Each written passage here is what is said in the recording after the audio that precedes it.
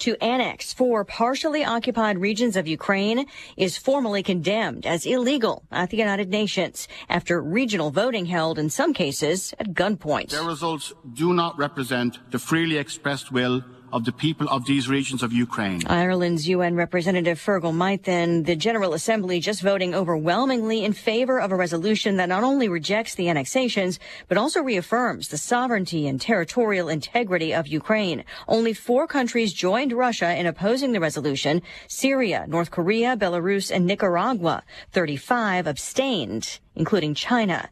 This follows a meeting at NATO headquarters in Brussels. And the free citizens of Ukraine have an inalienable right to govern themselves and to choose their own future. Defense Secretary Lloyd Austin condemning Russia's missile strikes as Western nations pledge more powerful air defense systems for Ukraine.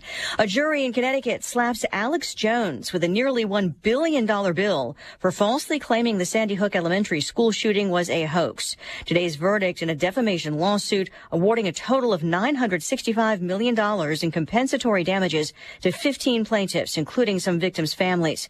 Though defense attorney Norm Pattis says they look forward to an appeal. My heart goes out to the families. We live in divided times. They've been weaponized and used for political purposes in this country, in my view. And today is a very, very, very dark day for freedom of speech. A Texas jury had already awarded nearly $50 million to the parents of one slain child. A revised gun law in New York can stay in effect for now, a federal appeals court reviving it as the legal fight continues. That law was passed after the U.S. Supreme Court overturned a concealed carry law. America's listening to Fox News. When you're an innovative business, every blinking cursor, every blank page is an opportunity. What will you do with it? Will you make something better or create something new? Our Dell Technologies advisors provide you with tools and expertise to do incredible things. Because we believe there's an innovator in all of us. For advice on smart PCs powered by Intel V Pro that's built for business, call a Dell Technologies advisor at 877-ASK-DELL. What did 9 out of 10 people who died from COVID have in common? They were 50 or older. And if you have a condition like heart disease or diabetes, your risk is even higher. COVID vaccines lower the risk of death. Get your updated vaccine now. It could save your life. We can do this. Find updated COVID vaccines at vaccines.gov. Paid for by the U.S. Department of Health and Human Services. President Biden says there will be action on Saudi Arabia, telling reporters he'll consult with Congress when they're back from break. He's facing bipartisan pressure after OPEC's cut in oil production, which could boost prices and help Russia finance the war in Ukraine. I'm furious that Saudi Arabia is helping Vladimir Putin kill Ukrainians, invade the country, commit war crimes. Connecticut Democratic Senator Richard Blumenthal, one co-sponsor of a bill that would pause U.S. arms sales to the Saudis for a year as the relationship is reevaluated. Former President Trump is ordered again to sit for a deposition in the defamation lawsuit filed by a writer who says he raped her in the mid-1990s. A federal judge rejecting a request from Trump's lawyers to delay the deposition, which is set for next week. The lawsuit accuses Trump of damaging E. Jean Carroll's reputation when he denied the allegation in 2019. Kids ages 5 to 11 can now get the updated COVID booster shots. Both the CDC and the FDA signing off on the boosters for younger kids today. They're aimed at better protection by also targeting Omicron variants. Health officials warn they're seeing more sick kids in Florida. Some doctors are sounding the alarm about hospitals seeing an influx of sick kids in South Florida, not from COVID-19, but because the lack of mask wearing has made them more susceptible to a common virus, respiratory syncytial virus. RSV symptoms are commonly a runny nose and some congestion, but those who are at risk or have an underlying condition such as asthma can face greater problems, and physicians want parents or caregivers to be on the lookout. The head of the Broward Health Medical Center explaining another reason for the spike in cases is a change in weather. Lillian Wu, Fox News. Stocks slip after the latest inflation reading, the Dow down 28 points. I'm Lisa Brady, Fox News.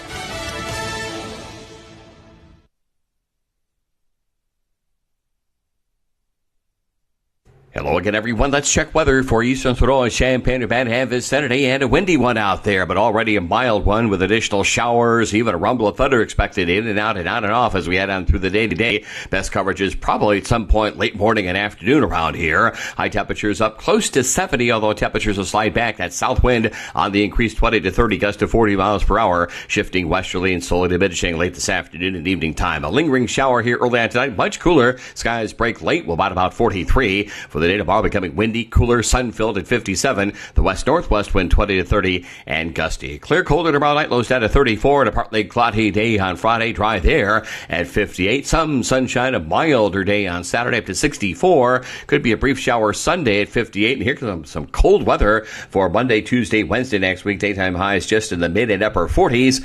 There'll be a hard freeze around here Tuesday and Wednesday morning with lows in the mid to upper 20s. For Stevie J Broadcasting, I'm meteorologist Greg Solgay. It's showtime. Ladies and gentlemen, can I please have your attention? I need all of you to stop what you're doing and listen. Pipes is writing down a lot of stuff. I'm just going to go from the gut. And joining us now, Coach Bielma, Josh Whitman joining us now. You get to say all the cool name drops. Do it. Brad Underwood, our guest. College hoops. How do you lose to Jackson State? Call up every single person in the media that didn't put Kofi first team All-American. And I don't know, just play like clown noises. I want to bet the Bears. Oh. Michael Porter Jr. has been good, but he thinks the earth is flat, so I can't pick him. Oh, boy. Throw it up to Kofi, and he's just going to tear the rim off. How is he so good? All right, Hans, I'm going to mute you for a while. Okay. Oh, there's a timeout on the court! So what we want to do is build a same-game parlay that will win all of us some money. Maybe Rondale Moore could be Cooper Kupp, but he's not. Is it Instagram? Yeah. Is that what IG means? I think you have to win the Big Ten title to win Big Ten Player of the Year. Woohoo! Wow, what a bad take.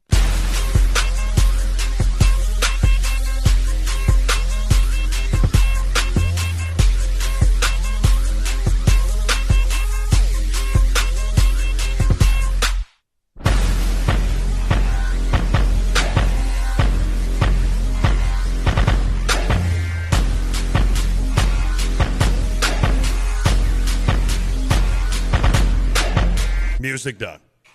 And good morning. It is The Drive with Tay and Piper. Lon Tay, Derek Piper. I was getting some stuff done there, and you know how I hate starting without music.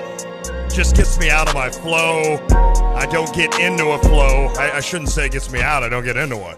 All right, it's The Drive with Tay and Piper. I'm Lon Tay, Derek Piper. To my left for the first time in a few days. You've been since last week, yeah. You've been leaving me, Although I man. might have been to your left in the tailgate lot once or twice on Saturday. We saw a lot of each other. We did. Saturday. I remember walking by and you were visiting with Tim Anderson. I was like, hey, Coach Anderson, Lon Tay. And then I was like, gotta go. Good to see you. It's kind of how Lon is. Yeah. Lon's got a lot of people to talk to, probably more than Tim does, somehow. Somehow, no, I doubt that. It was funny, though. I'm like, why didn't I stick around and say hi or talk to Coach? But I don't know. I've always been one of those guys that I just feel like everybody wants to talk to them. So I almost, like, by fault, avoid all of those guys. Like, remember last season when the basketball team, for like 4 weeks, tailgated right next to us, and I think I went up one time to Brad Underwood. I was like, hey, Coach Lonte, good to see you, man. He goes, yeah, good to see you. I'm like, you remember Andrew? Oh, I do, blah, blah, blah. See you. That was it. I think you talked more to Omar Payne about Florida. Omar Payne was the guy. Yeah, because of our Florida connection. That's exactly right. He and Luke Goody. I chatted with Luke. Of course, I had to give him some money and, stuff. I don't think you want to say that. No, but, that's true. Oh, as his dad, it's okay. NIL, right? Oh, right, yeah. No, okay. I was not giving Luke Goody money, just for those out there listening. But, all right, so... Strike that from the podcast. Exactly, yeah. Kyle. Kyle is here, by the way. Kyle Tosk to my right. Kyle did some work yesterday. I appreciate it. He may be taking our spots soon. So he's working. I've got some traveling coming up here in the next month or so. I was going to say, you got some basketball coming up. You were traveling with Big Ten Media Day. I had you on yesterday, of course. How close does it feel? And I'll ask you this because of what's happening with Illinois football, ranked 24th in the country, Minnesota coming to town. I want to ask you a couple of questions about this game. But how does it feel in terms of basketball and how close? Because it's a little bit different this year with football kind of occupying your mind.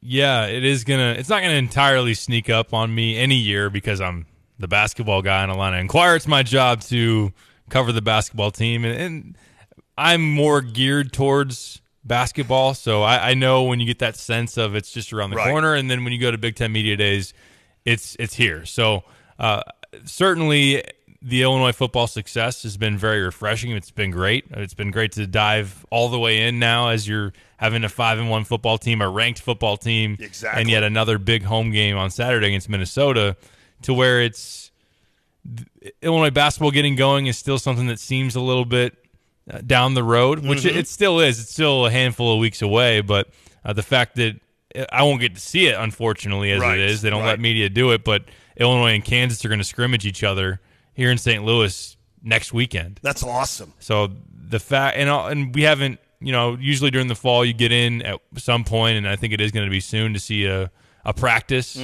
So as we continue to knock off some of those on the checklist, then it will be like, okay, Illinois basketball is for real now, but it's very, very close, and I'm thoroughly excited to see what this team is going to do because, as we've talked a lot about, it's a very interesting team with a lot of talent and just a lot of storylines as Brad Underwood tries to put all the puzzle pieces together, and we see some new faces for the first time in a while, and seeing how it all gels and clicks is going to be really exciting, and the challenges on that schedule are going to come pretty fast and furiously. I was about ready to go to that because a lot of times the schedule will let you know what kind of team you've got, right? I mean, they are pretty smart, and we've touched on this before. They're pretty smart about saying, hey, we got a lot of new guys. Let's don't go crazy on this non-conference schedule. We know what we have in the Big Ten. We know we have to play these certain games, the Big Ten ACC Challenge, such. But let's don't go crazy on the schedule because we are incorporating a lot of new guys into the team, whatever or we lost a lot of guys, right? But, and I know the question was asked yesterday, but, you've had 2 All-Americans on this team the last 2 years. You lose, 5 guys off this squad last year that was ranked most of the year, and yet here you've got a team coming in that I think will take a little bit of time for the national media and the national voters to recognize and maybe put them up there. But, you're picked to finish second in a Big Ten that I don't know that'll be that rugged. It's always rugged, but not quite like it has been. But yet here you are, you've got all these new guys, and it's like, hey, welcome. Here's your schedule that's about as tough as you've ever seen. It's incredible, and they're going to have to merge and get together and figure this out in a hurry. That'll be the biggest, maybe not the biggest, or maybe the biggest challenge for Brad Underwood this practice season. Absolutely, and I think also if you're going to take a lump or two, how does that get handled in the locker room? Good call. When there are some struggles, because, when you're going to throw in some freshmen at point guard, when you're going to completely change the style of play at both ends of the floor, you're going to bring in some transfers who are talented players and proven guys at the high major level, just haven't played for Brad and haven't been in a situation where they're the primary options. There's just a lot of newness, and there's going to be some bumps in the road. And how does this team handle that? Now, they could surprise people and be far more ready for the challenges early. Maybe they go on out to Vegas and they beat a top 10 team in UCLA right off the bat, and they're playing Baylor, who's going to be preseason. Jaime Jaquez, Tiger Campbell. Tiger, I forgot about him. Amari Bailey's a 5-star freshman for UCLA. That's a really talented UCLA team. Now, Illinois is talented in their own right. They win that. There's a good chance you face Baylor, who's one of the top teams in the country. We know Texas is on the schedule. The Jimmy V Classic. I think an early road game at Maryland. Oh, yeah. In the Big Ten. I know that some people aren't going to be as high on the Terps this year, but don't sleep on. I think Illinois fans, number one, know that Maryland's been a thorn in Illinois' side. Right. Number two, they've got a pretty good starting 5. I don't know if their bench is going to be up to par, but Kevin Willard brought in a couple of transfers. Dante Scott's still there. Julian Reese is a guy that I'd like to make a sophomore leap, but it'll be fun to see Illinois get challenged early. It'll be fun to see some of these other Big Ten teams. I wrote about it going into Big Ten Media Days. Indiana plays North Carolina, Kansas, and who else? Arizona, all in the non-con. Whoa. So you're going to find out how real Indiana is, a team that's getting a lot of hype. Michigan State, Izzo always challenges his team in the non-conference. They play Gonzaga on a ship. Yeah, in the Armed Forces Classic. Then they get Kentucky in the Champions Classic. They get Villanova in the Gavitt games. And And they play that Phil Knight Invitational where they're going to play Alabama and then potentially play Oregon in the second game. So, and that's all before the calendar turns to December. Well, we're going to find out pretty quick then about the Big Ten. Yeah, Michigan too. Michigan gets Kentucky and North Carolina in the non-conference. So all of that is going to be in the very near future. I think that we all love the early season marquee type of matchups. And I know that traditionally around the Thanksgiving week is really when people are like, oh, college basketball here we go. Is for real, and it's here. So I'm not trying to force my way there because usually, look, it's refreshing to not have the vibe around Champaign is let's turn the clock all the way to Thanksgiving week right now. Let's just get there to watch college basketball, dive all in on Illini basketball, but enjoy football while you have it right now and live in this moment. But basketball's coming soon. There's a lot to be excited about on that front too. We're going to switch to football, but who is coaching Villanova now? Jay Wright retired. Do you know? I forgot who in the world know this. Is coaching Villanova. You mentioned Villanova, and I immediately was like, hey, they've got a new coach now. Jay Wright Jay Wright is the one guy that took my advice and said, you know what? I've been hearing that dude in the Midwest say, I've got enough money, move down to Florida, buy a nice condo in Florida or house, and relax. And that's what Jay Wright did. With a couple of national titles to his exactly. name, too, and made a Final Four this past year. What else you got to do? Yeah, he did it right. Kyle Neptune. Never heard of him. He was a Villanova assistant for 8 years, then a head coach at Fordham, and now he's a 37-year-old head coach at Villanova. Wow. Okay, they must have a lot of hope for Kyle Neptune. Isn't it interesting that Villanova and look, Duke and North Carolina a little bit different situation probably than Villanova, but still like those caliber of programs would have had the chance to go. Let's look around college basketball. Let's find the most proven, successful head coach at a different place, and we could probably pull them and insert them into our program. But instead, all three of those programs said, let's get a younger, just someone that's either played there or been on staff or both. And you see Hubert Davis, John Shire, and Kyle Neptune now. That is interesting. I mean, it's a changing of the guard. There's no doubt. There's a changing of the guard on some of these blue bloods. And you'll see it soon at Kentucky. And I assume, I mean, I don't know how much longer Calipari wants to go. I can't imagine his life, not life, I'm sure his life's fine. His basketball coaching life has been that fun in the last 5 years. I mean, they haven't been the Kentucky that we expect. And it just seems like they've had early exits from the tournament. There's been upsets. They haven't won SECs quite regularly like we expect. It just hasn't been kind of the easy run, unless I'm totally forgetting this, and if you pull up stats and totally blow my theory out of the water. But I just wonder, like, is Calipari having that much fun? I mean, Sheboy's got Sheboy back. Right. Who's going to crush it, I'm sure, on the NIL, and he's going to crush it on the boards. He's going to lead the country in rebounding, I'm sure. But I don't know. I wonder, like, is Calipari having that much fun? Did he only win one national title at Kentucky? Yes. He's won one. That was back in 2014. Since then, he went to a Final Four the very next year, but he hasn't been back since then, so hasn't been to the Final Four since 2015. Wow. It's a long time for Kentucky, long time for John Calipari. Last year, lost in the first round to St. Peter's. Year before that, went 9-16 overall. Are they still a blue blood? No, I would say they are. I'm kidding. But, yeah, they're getting restless. They're getting pretty restless there in Lexington, and yeah, there's more of a challenge now just being a college basketball coach, dealing with the portal. I mean, when you're Kentucky, that stuff usually goes in your favor in terms of being able to pull in talent. But, there's pressure on him to get the job done this year. And did you see the series that got announced between Kentucky and Gonzaga, a 6-year series where they're going to play 6 times in 6 years? And they're going to that includes home and homes, but also a couple of neutral site games, which is pretty cool. I mean, I hope that we see more of these. Kentucky's about to do one with Indiana, it sounds like, to rekindle that rivalry. Can college basketball not just say, okay, we have determined that your program is one of the 20 top programs in the country, and Illinois would be in that. And what we need to do here is in the next 20 years, we need all of you to figure out who do you want to play of the other 20. It can't be a conference team, so that wipes out a few. It can't be someone you've always played.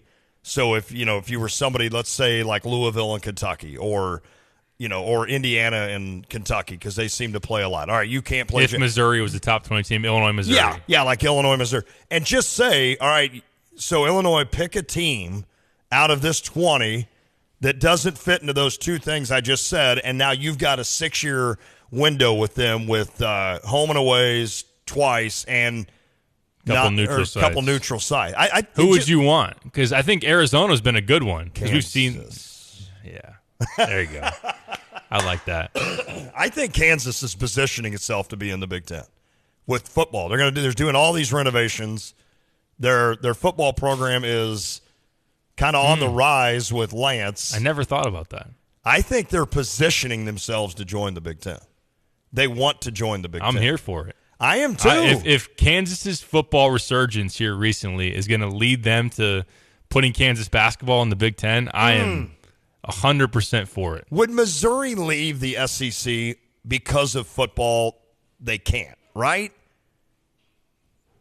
I mean, the Big Ten. Know. I don't. It's not like you're leaving. They might want to. The riches of the SEC, and you're going to Paupersville, with regard to the Big Ten. I mean, let's be honest. Those are the only two places you'd go if you're a Missouri. But I wonder if Missouri, because of the football, would ever leave the SEC, even though it hasn't been the easiest thing for them, especially since Pinkel. I know Drinkowitz has done okay, but is it Pinkel or is there somebody in between now? I think it's Gary Pinkel, right? It was the last time that they were really doing damage. And I'll be frank, I think Missouri has held their own in the SEC, because when that first started, I thought, man, Missouri's going to find out really quick. They do not want to be in the SEC in football, but they've done okay. I think one of their first years they played in the SEC title game, right? Yeah. Since then, it's been tough sledding for them. Maybe tougher than I think. So, yeah, I don't know who that team would be, because now it can't be UCLA or USC, because you'd be now in the conference.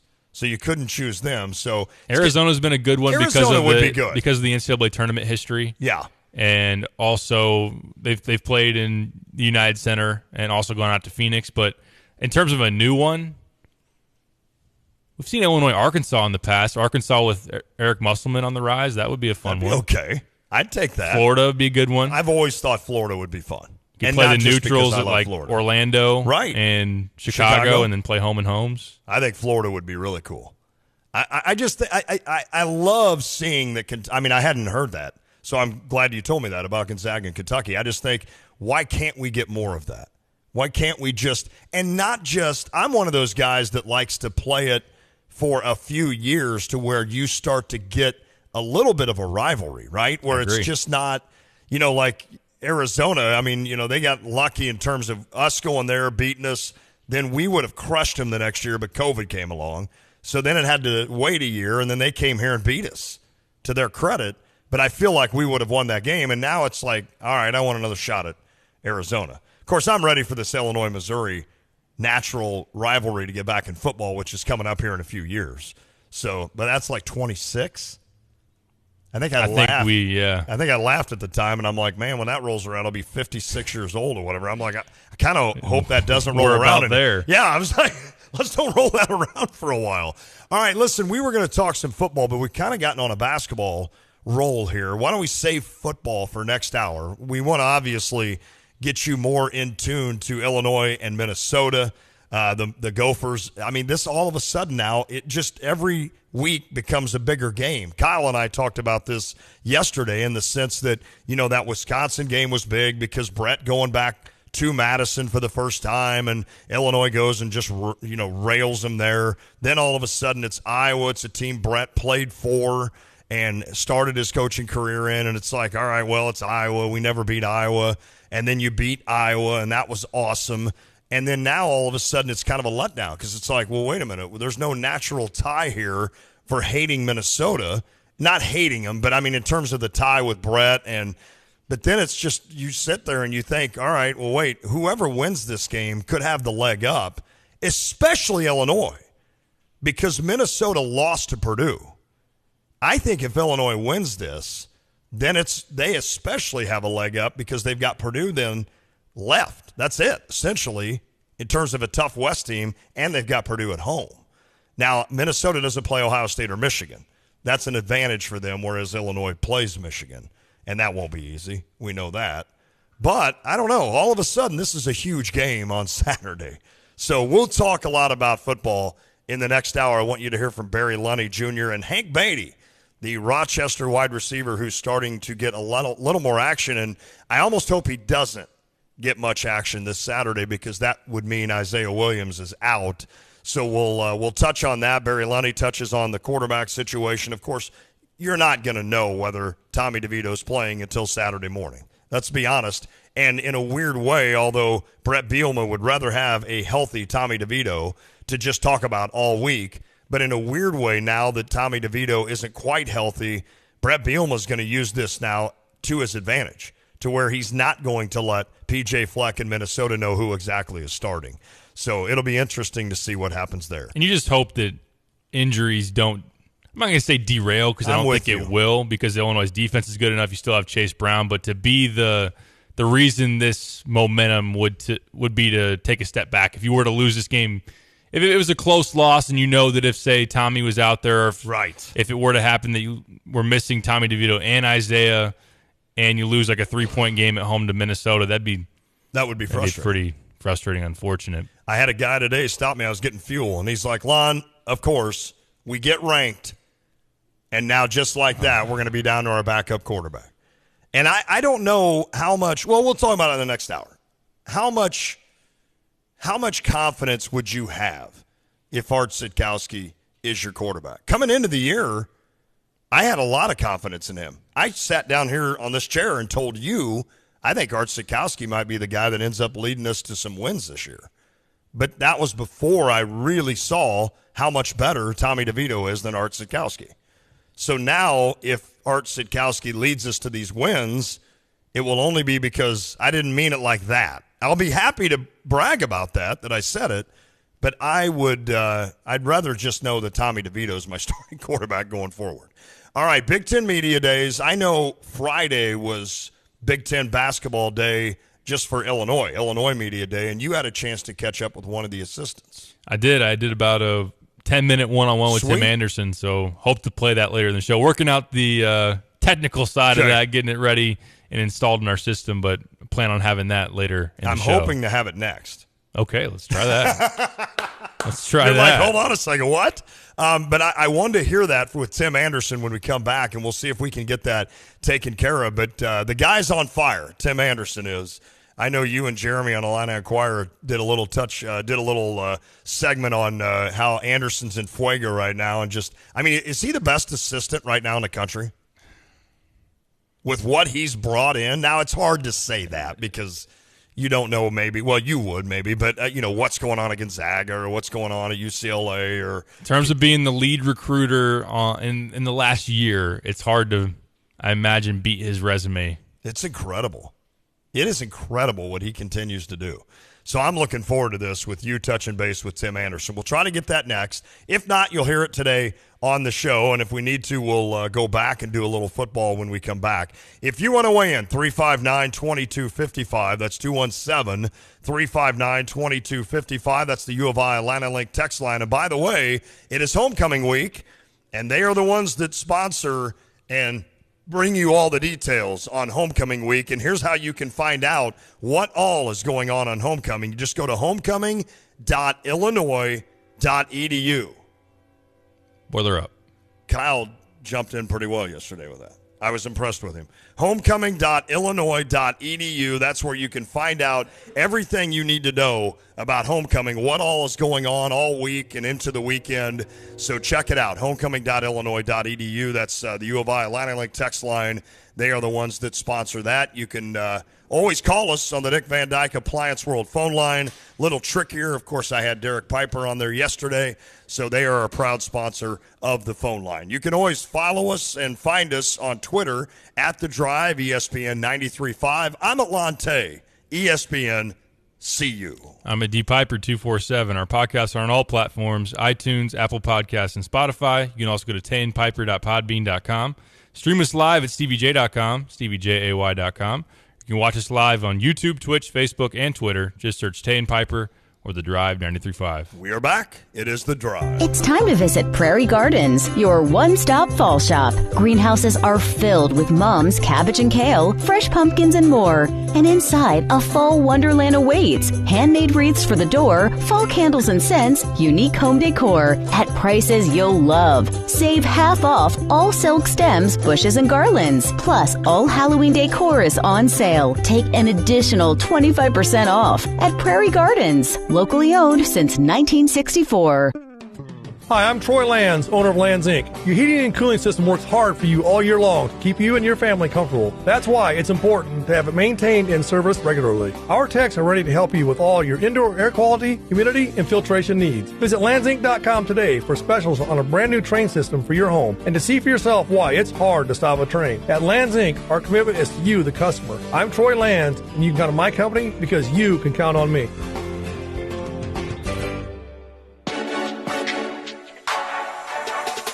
At Carpet Weavers Flooring and Furniture Gallery, we're flooring people with amazing service, great design advice, and unbeatable selection and the best prices in town. It's the perfect time to update your home with waterproof flooring, carpet, hardwood, tile, and more. Then complete your rooms by shopping our incredible selection of furniture and accessories. We also offer great financing options. Carpet Weavers Flooring and Furniture Gallery, we're flooring people. Illinois football is back. Shop at Game Day Spirit this fall and gear up to support your Fighting Illini football team. With great football designs and brand new apparel from top brands, they're the one-stop shop to get everything you need this football season. Shop with them at the corner of Neal and Kirby in Champaign, 6th and Green in Campustown, and online 24/7 at GameDaySpirit.com. Game Day Spirit, where Illini fans shop.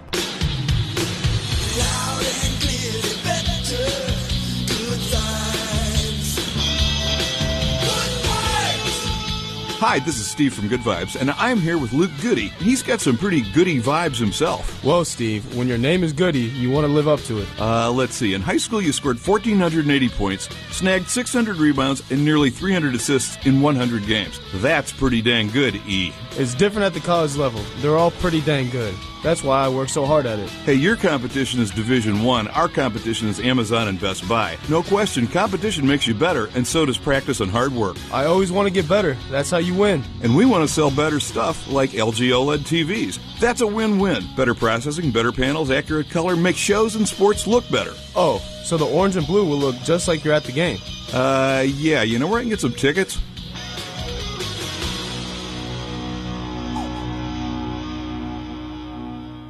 If you're a truck driver or know a truck driver, listen to this. Gale Frericks Trucking is looking for regional drivers who can also help with the harvest. Help with the harvest, drive in the Midwest, and always be home on weekends. Gale Frericks Trucking is hiring a regional driver who can help with the harvest and offers great pay and great benefits. Work for a local company who values your time and your family. Gale Frericks Trucking wants to talk to you. Just email Dixie at gftlog.com. That's Dixie at gftlog.com.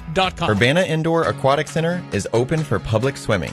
Lap swim Monday through Friday from 6 to 8 a.m. and 11 a.m. to 1 p.m. Public swim Monday through Friday, 6 to 9 p.m. and Saturday, noon to 5 p.m. Memberships and punch cards available. Also, a great place to rent for parties. Swim this fall at Urbana Indoor Aquatic Center. For more information, visit urbanaparks.org. Urbana Park District. You belong here. Congratulations to Sarah Champagne. Sarah Honda has won the President's Award. This is an award recognizing the best Honda dealerships in America. Sarah Honda has achieved excellence in sales, service, and customer satisfaction. When you go into Sarah Champagne, you'll see what winning the Honda President's Award means with their outstanding focus on you. Visit Sarah Champagne and experience excellence with not only Honda, but GMC, Buick, BMW, and Subaru. Sarah Champagne, off Neal at Burwash in Savoy. The Weekend Warrior. The two-day handyman. You're going to tear up the basement. You're going to clean out the garage. Where are you going to put all of that junk? Let Bulldog Disposal take care of it for you. With dumpsters, 10, 20, and 30-yard containers, and more available, they can handle your residential, commercial, industrial, or construction project. For more information on what they can provide for you, call 217-841-2629. Hey, Illini fans, it's Georgia B at Stevie J Broadcasting, and you are listening to the amazing ESPN Radio 93.5.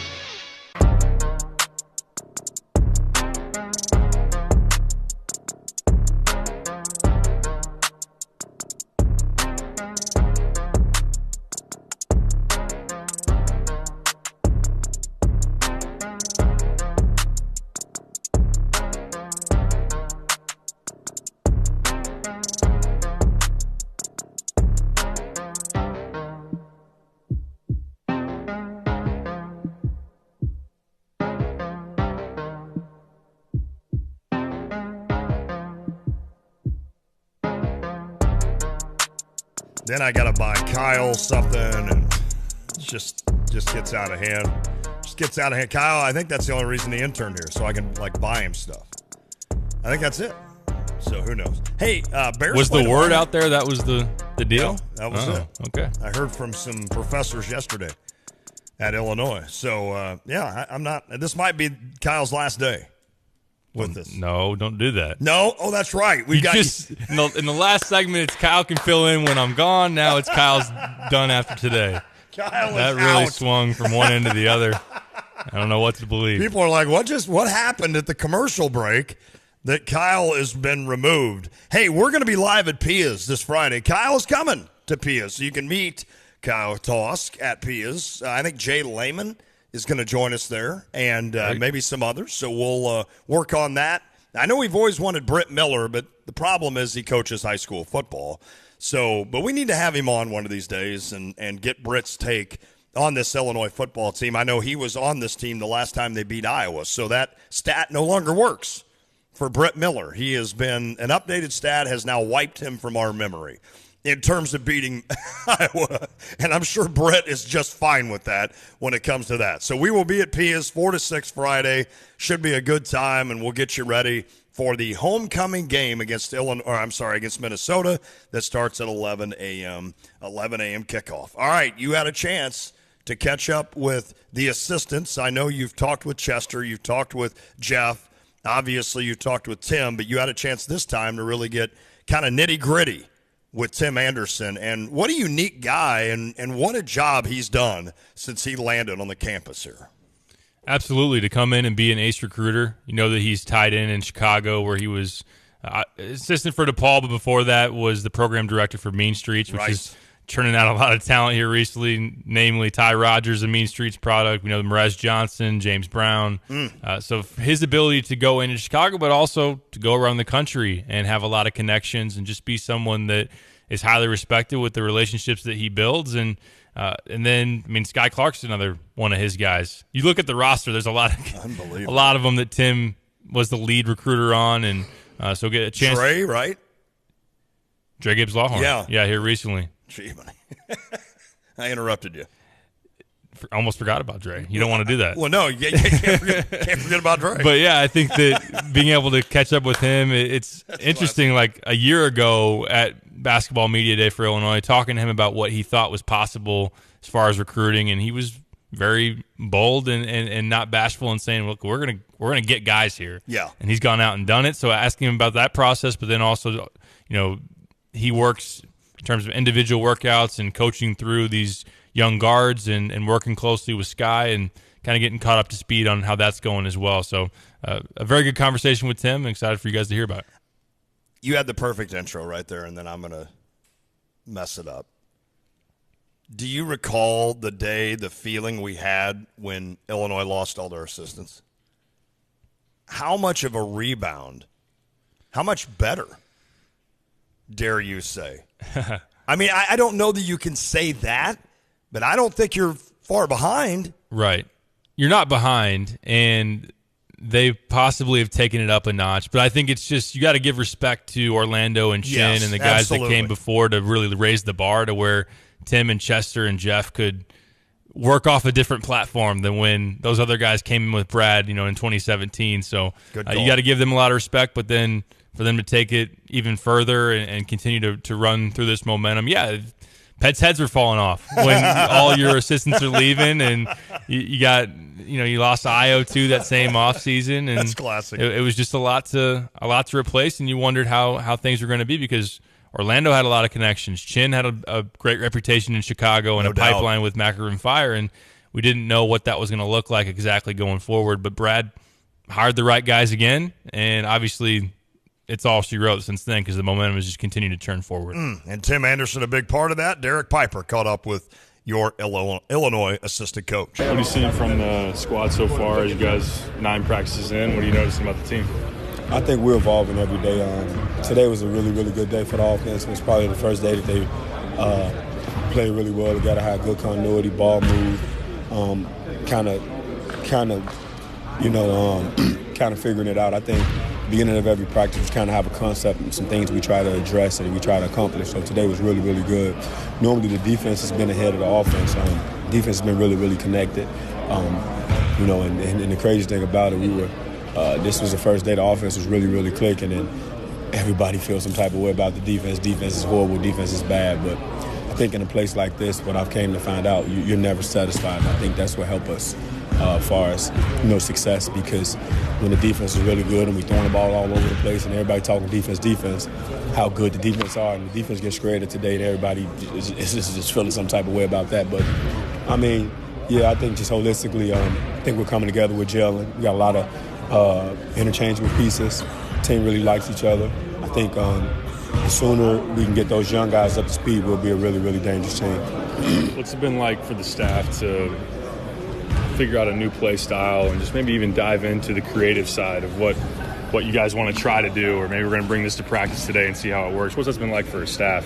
I think when you come in, you kind of have a mindset of how you want to do things, and then once you get on the court, it can change. But I think from what we're trying to do, our goals and the way we want to play is still consistent.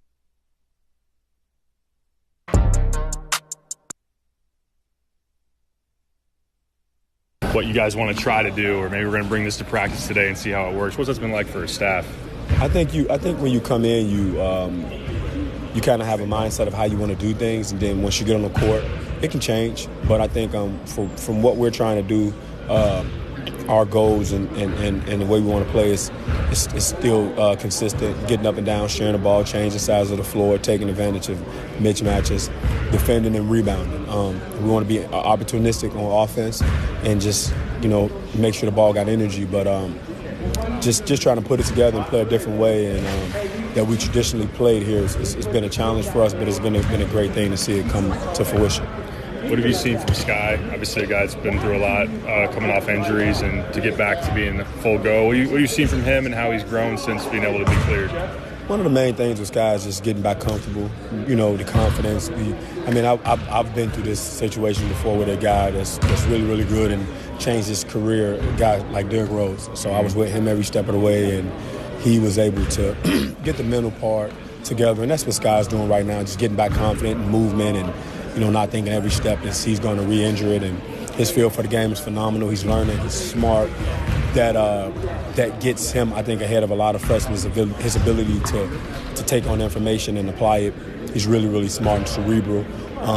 Just seeing, him work his butt off every day, and him, continuing to get better, and athleticism coming back, and how smart he is, and he battles, and he battles, and he works his butt off every day.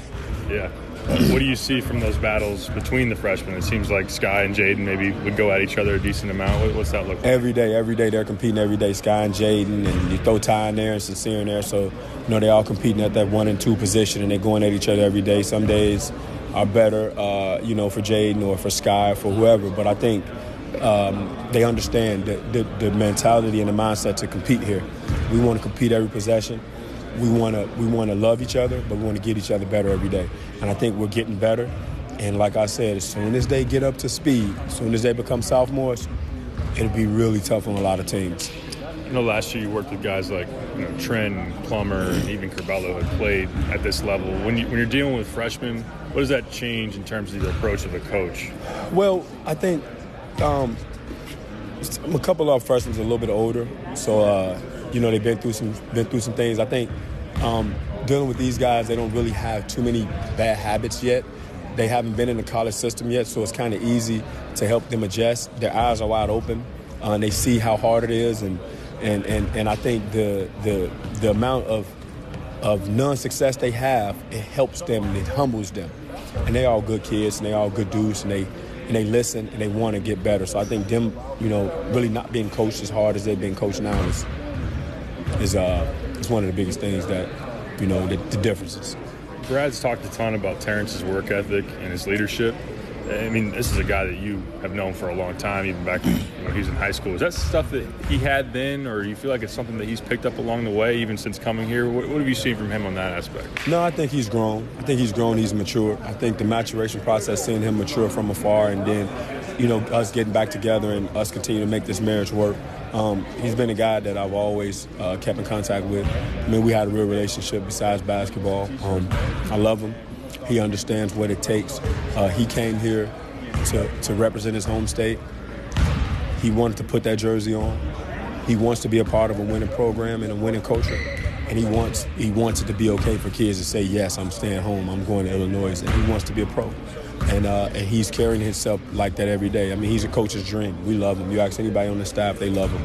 And to be around him, his attitude is infectious. He's kind of soft-spoken off the court, but he's a tenacious competitor and relentless in competing. And I think that's something that RJ has benefited from. Brad said that he's been surprised by how good Terrence has played in ball screens and then with the ball in his hands.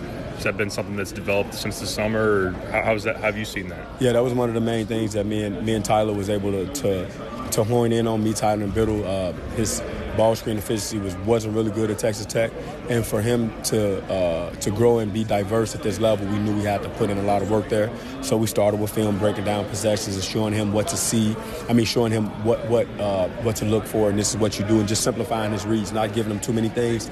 And then eventually, as the time went on, we diversified. You got a multiple read here, you got a multiple read there. And he's growing. I think when you guys see him, and we're going to put him in a lot of ball screen, DHOs, and getting downhill, and his ability to create and make plays and just, be a facilitator from that position, you'll see how much he's grown. When you have an alpha like that who's willing to even call out his teammates or just make sure everything's on the right track, what's been the response the guys have had to him when he's taken on that role?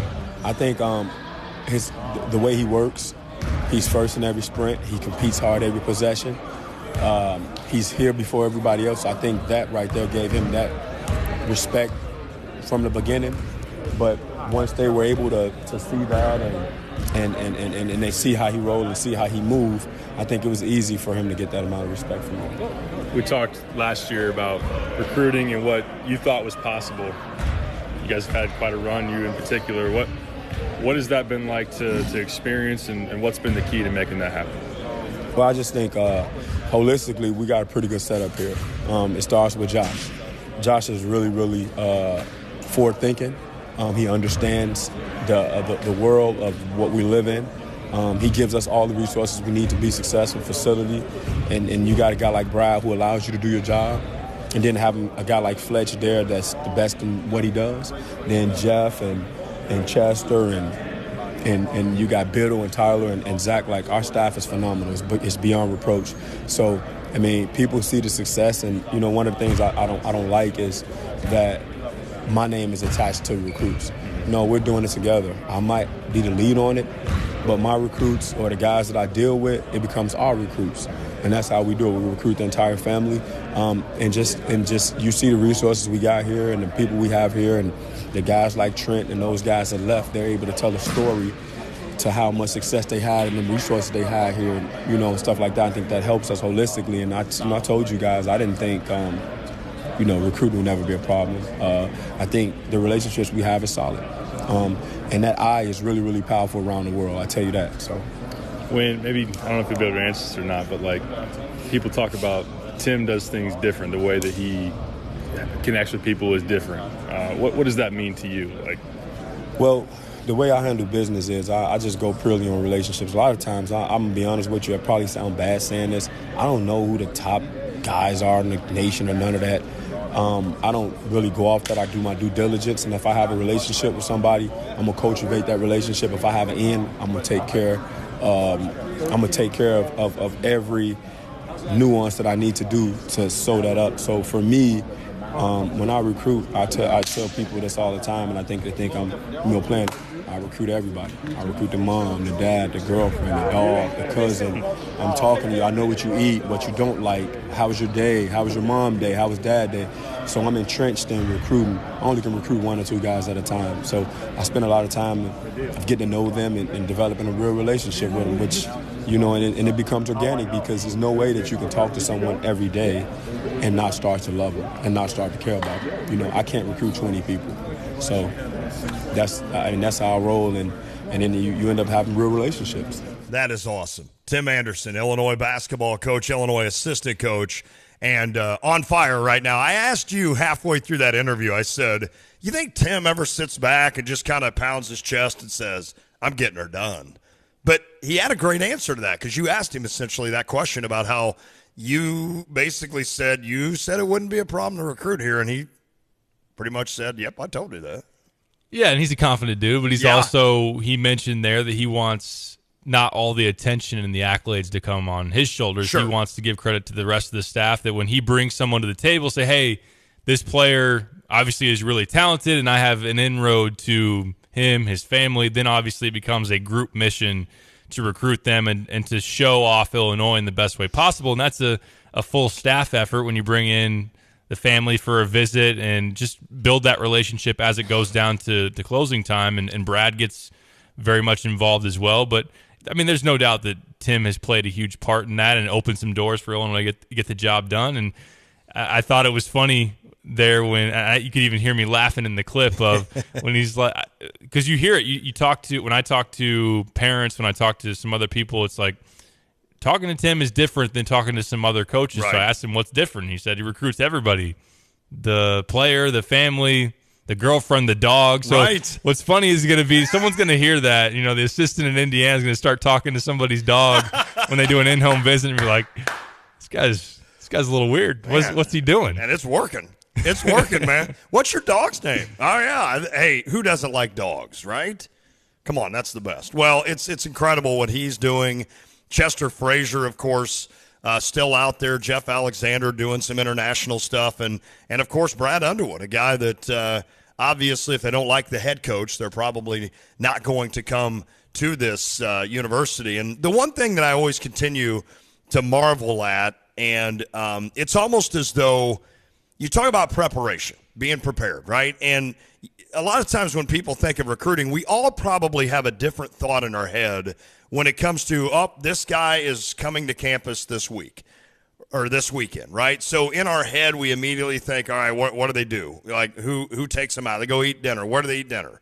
They go see campus. What do they see? What do they want to do? Do they meet a professor in, like, business because they want to be in business? But the one thing that always I marvel at, and I read this, I think, in your last article with Dre, is the idea of when they get on campus, how this staff immediately says, this is how you're going to be a part of this program. This is how we're going to use you. This is how we feel we could use you. This is how Fletch is going to work your body to where you can now be used like that. I just feel like they set this parameter out for these kids. Almost the kids probably sit there and go, I never thought of that. It's just amazing to me how prepared it sounds like. I'm not there, but it sounds like how prepared the staff is when they get someone on campus. That's a recurring thing that you hear when you talk to recruits and their families. And it's one thing for a staff to go out and say, we'll get the most out of you. We'll make you a pro. We'll do all this. We'll do that. We'll do this.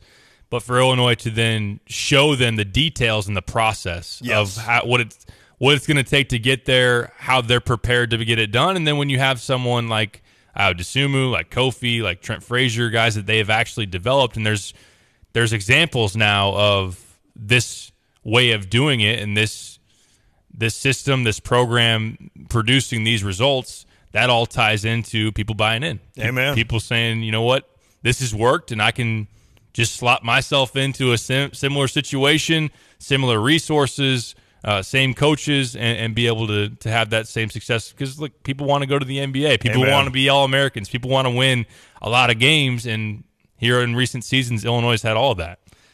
We've got a little bit of Coleman Hawkins and Terrence Shannon Jr. They met yesterday with the media at Big Ten Media Days. I bet Coleman's a hoot.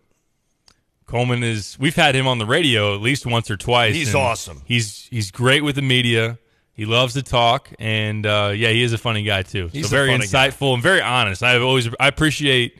I think sometimes you know how it goes. You've been in the media business a long time, and sometimes the SID will give you someone that's like, all right, he might say something that is almost too honest, too revealing, and you kind of hold your breath a little bit. Coleman's got a little bit of that to him, but look, I mean, we appreciate it, and he's.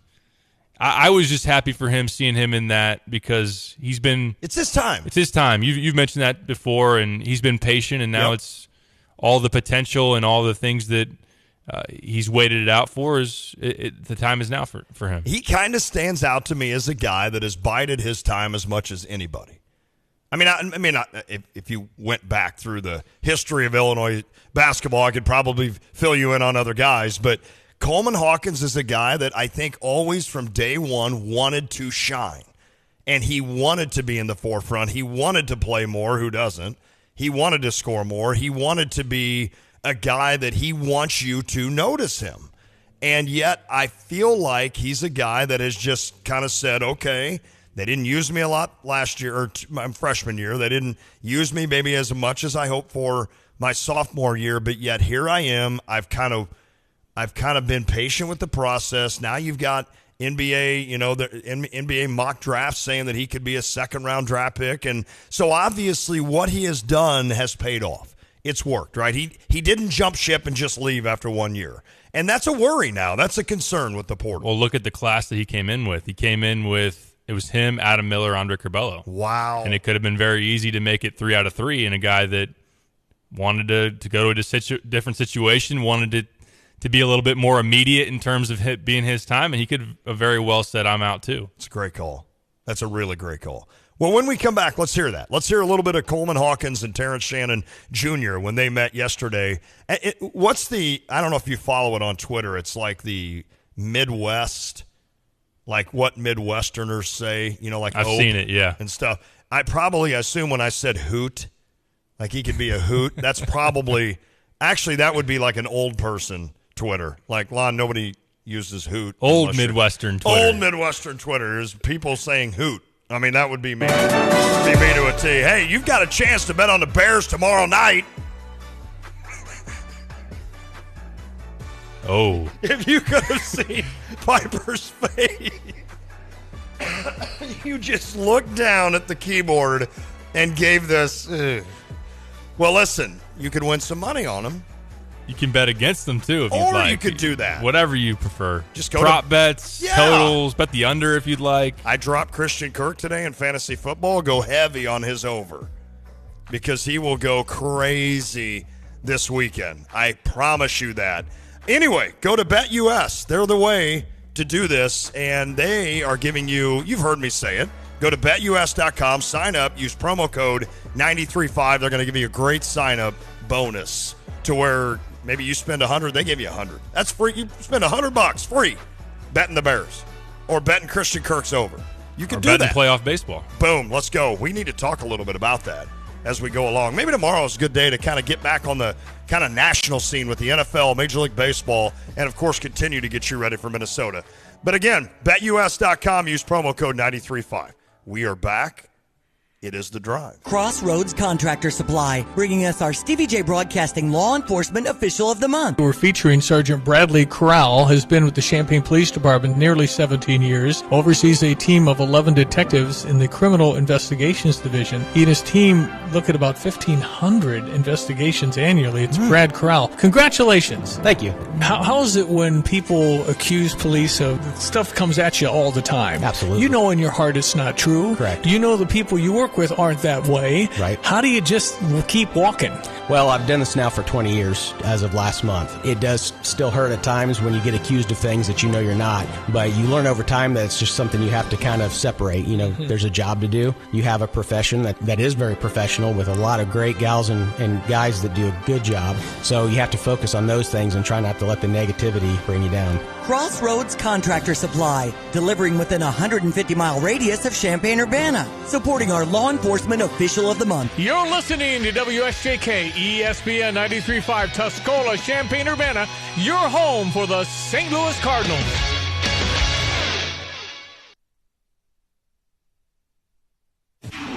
This is a Fox News alert. Out of a job. I'm Lisa Lacera. Former Los Angeles City Council President Nury Martinez has resigned her post over coarse remarks she made that became public earlier this week. It's all over a 2021 leaked recording in which Martinez is heard making offensive and racist comments against her fellow gay white council member, his black child, and also against certain Mexicans, which she refers to as short, dark, ugly people.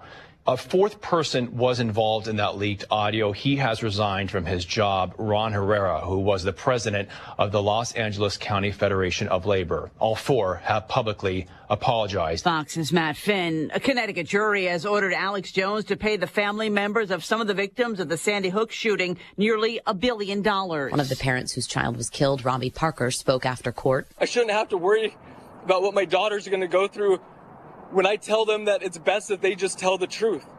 Because that's all we did. He and other victims told jurors about being harassed and threatened by Jones fans. Jones' attorney called it a dark day for free speech and said he will appeal. Jones' company has filed for bankruptcy. Fox's Jessica Rosenthal. The UN General Assembly has voted to condemn Russia's annexation of 4 Ukrainian regions and demands that Moscow immediately reverse its actions. 4 countries joined Russia in opposing the resolution. Syria, North Korea, Belarus, and Nicaragua. China was among the 35 countries that abstained. The Secretary of State Antony Blinken said the remarkable vote is a powerful reminder that the overwhelming majority of nations stand with Ukraine. President Biden's designated the first national monument of his administration at Camp Hale, a World War II-era training site, as he called for protecting treasured lands that he says tell the story of America. Wall Street, the Dow lost 28. America is listening to Fox News.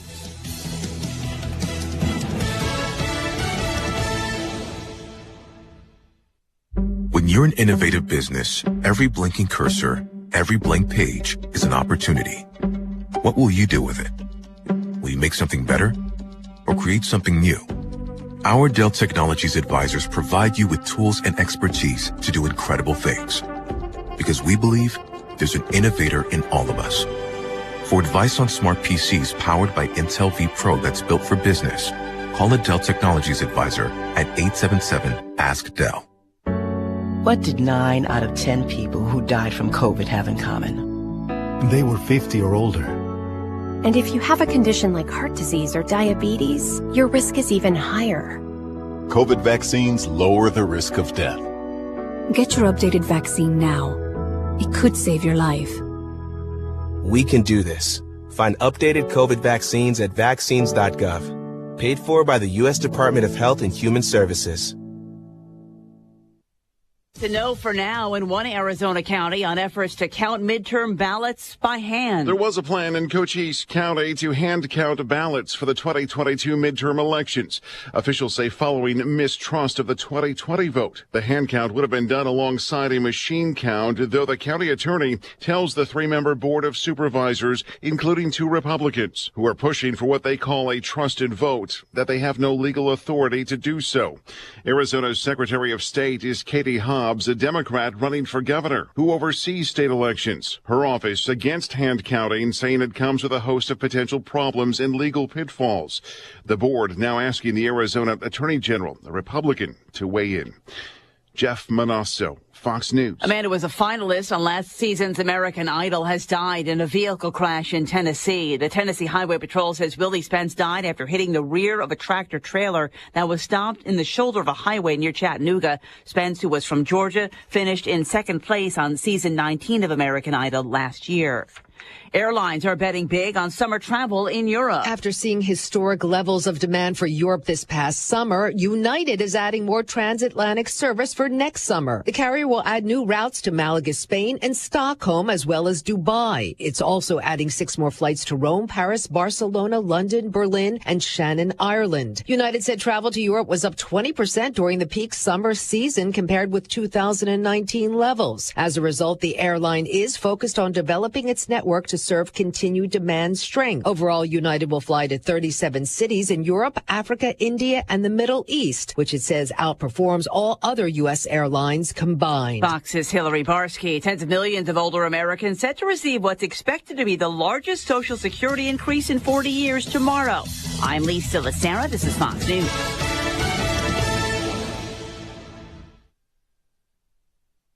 Hello again, everyone. Let's check weather for you. Central Illinois, Champaign-Urbana vicinity. Enjoy these mild days despite the wet weather. It's of benefit, yeah, but some harvest delays. We'll get back at it out there despite the chill in the air later on this week and into next week as well. Windy, a bit milder, close to 70 for a time today. Occasional showers and thunderstorms both around this morning. And again, better coverages by the afternoon. At south wind 20 to 30, gust to 40 miles per hour. Turn to the west and diminish later on today. A lingering shower tonight, much cooler in the overnight. Will bottom out in the 40s as skies break late. Tomorrow, sun-filled, windy, cooler. Highs to about 57. That west-northwest wind on the increase tomorrow up to 30 miles per hour. We'll bottom out at 34 with clear skies, diminishing wind for tomorrow night. Partly cloudy, 58 on Friday. Football homecoming Saturday. Partly sunny, milder, 60 to 65 during the ball game there. Maybe a quick shower Sunday. Then cold weather in here for next week. Highs in the 50s on Sunday. Mid to upper 40s Monday, Tuesday, Wednesday, and some hard freezing as well at night. For CVJ Broadcasting, I'm meteorologist Greg Soldier.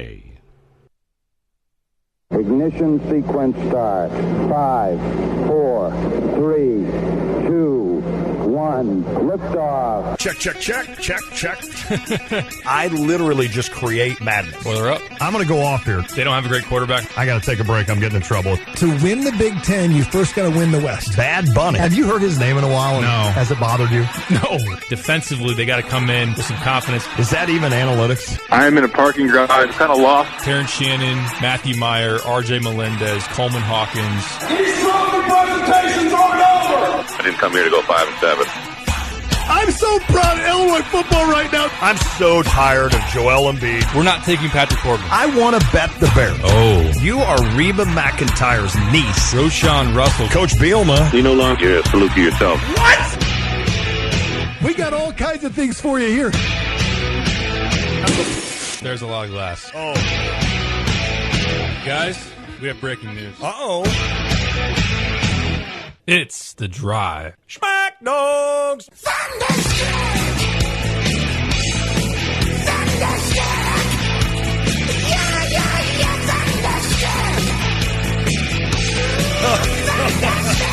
Oh, boy, Lon.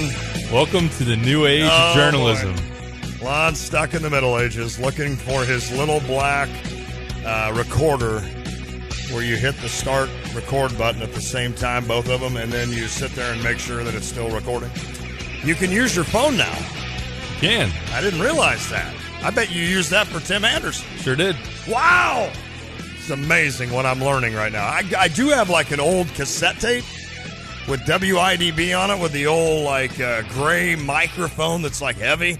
I could pull that out of my, But I have no idea how we're getting that on the air. That's the problem. How do we take a cassette tape and put it on the airwaves? That'd be something you'd have to teach me. Andrew sends me, by the way, good afternoon, good evening. It is The Drive with Tay and Piper. I'm Lon Tay, Derek Piper. Kyle Tosk is here as well. Don't know if he's going to make the air today. But he's on the YouTube stream right now. You see Kyle in his fancy new hat from Game Day Spirit. In fact, Game Day Spirit is the sponsor of our segment here, as we're going to hear from Coleman Hawkins and Terrence Shannon Jr. You can get a hat just like Kyle's. You can get a hoodie pullover just like I have, and I know, Piper, you've got stuff from Game Day Spirit. Go to GameDaySpirit.com. Check out everything you need. They also have 2 locations if you're one of those that would rather go there and physically try something on, which I don't blame you for that. There is one on Green Street and one on Neal Street. Really good selection of buy one, get ones. Oh, that's as right. always. So last night I was in bed. but Lucas and Andrew were going back and forth, making fun of me, essentially. And Andrew had sent a picture of me doing a stand-up for WAND at then Assembly Hall, now State Farm Center, and he just put on there Lonnie. And I was like, where did you get this? And he's like, well, it was on your resume tape. There's 3 VHS tapes here at the house that you need to grab, is what he said. Now, I have no idea where I'm going to go and watch those VHS tapes of my resume, but, I mean, essentially, if I tried to get a job now in the TV business, I couldn't. Like, I'd send him a VHS tape. Or a 3/4 tape that is the size of this board that I'm operating in front of. I should do that. I should mail a 3/4 inch resume tape to Brett Behrens. You should. With my resume and say, hey, I'd like to get a third job at WCIA. I think that'd be cool. I think you should try. I think that'd be fun. I think they should be having me on. I think they're missing the beat. Although I don't want to wear makeup again. All right, Big Ten. First of all, how cool is the Target Center? It's pretty cool. It seems like between the T-Wolves arena, which that's where it was, versus Target Field for the Twins, and then also is it TC Bank? It's the big Noah's Ark looking ship that the Vikings play within.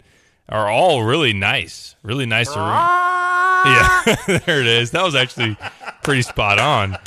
And if anyone is interested in going, I mean, it's a trek. Yeah, I've driven it last year and barely made it home driving back from Minneapolis, 8 hours both ways. But I know the women's tournament will be there this year up in Minneapolis, and then next year will be both the men's and women's tournaments being played in Minneapolis. So basketball coming up here in the what is it? State of 1,000 lakes, whatever they call it up there. Land of 1,000 lakes. Land of 1,000 lakes. Row the boat country. You know, it is cool. It was fun.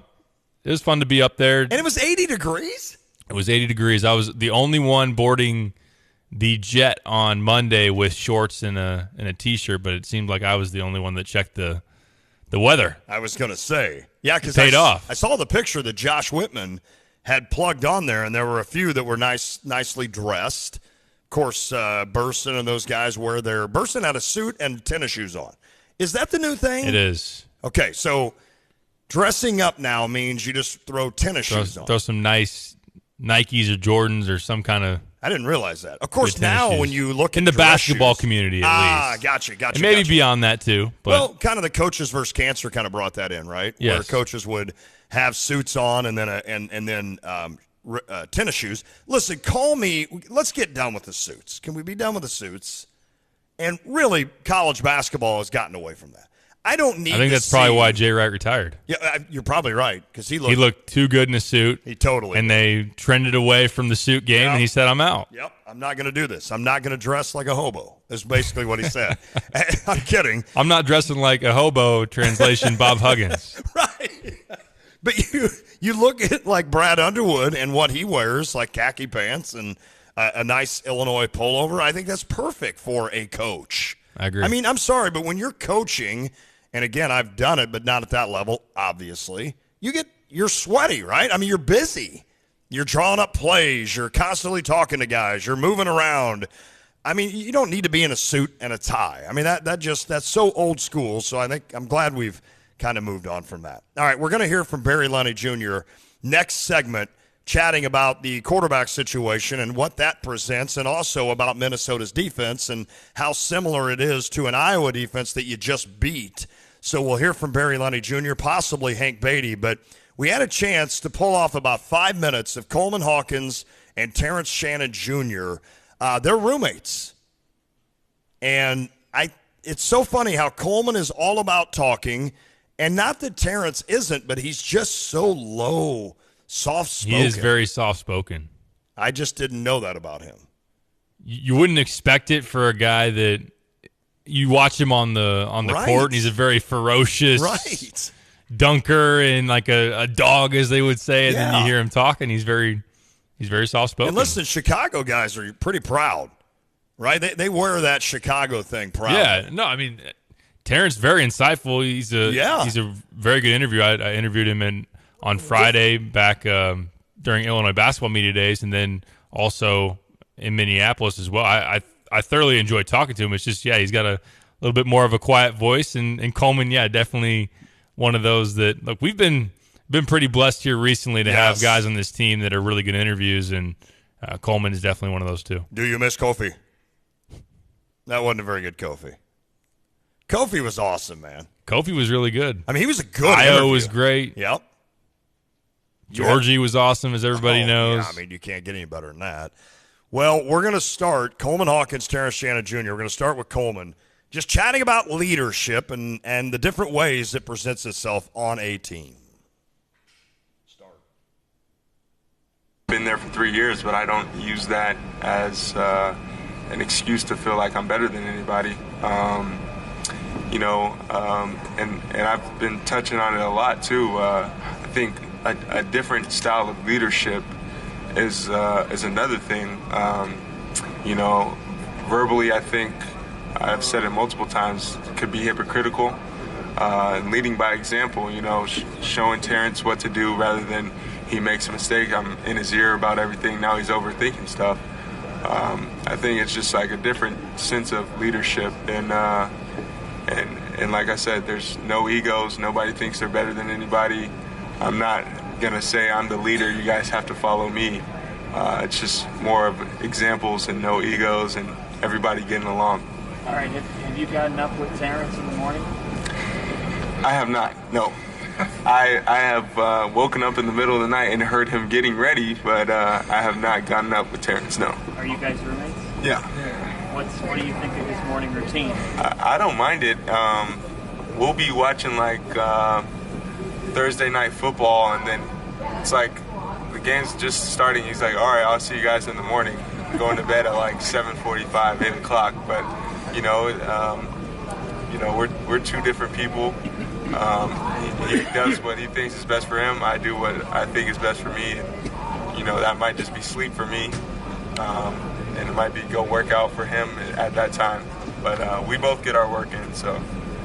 Brad said you guys are way ahead defensively compared to your offense. You mentioned the options you have offensively, but where are you at in terms of making it all click and putting it all together? Yeah, I think in practice, I think we're still young and getting a fresh start to, I haven't been a part of a team that switches so much.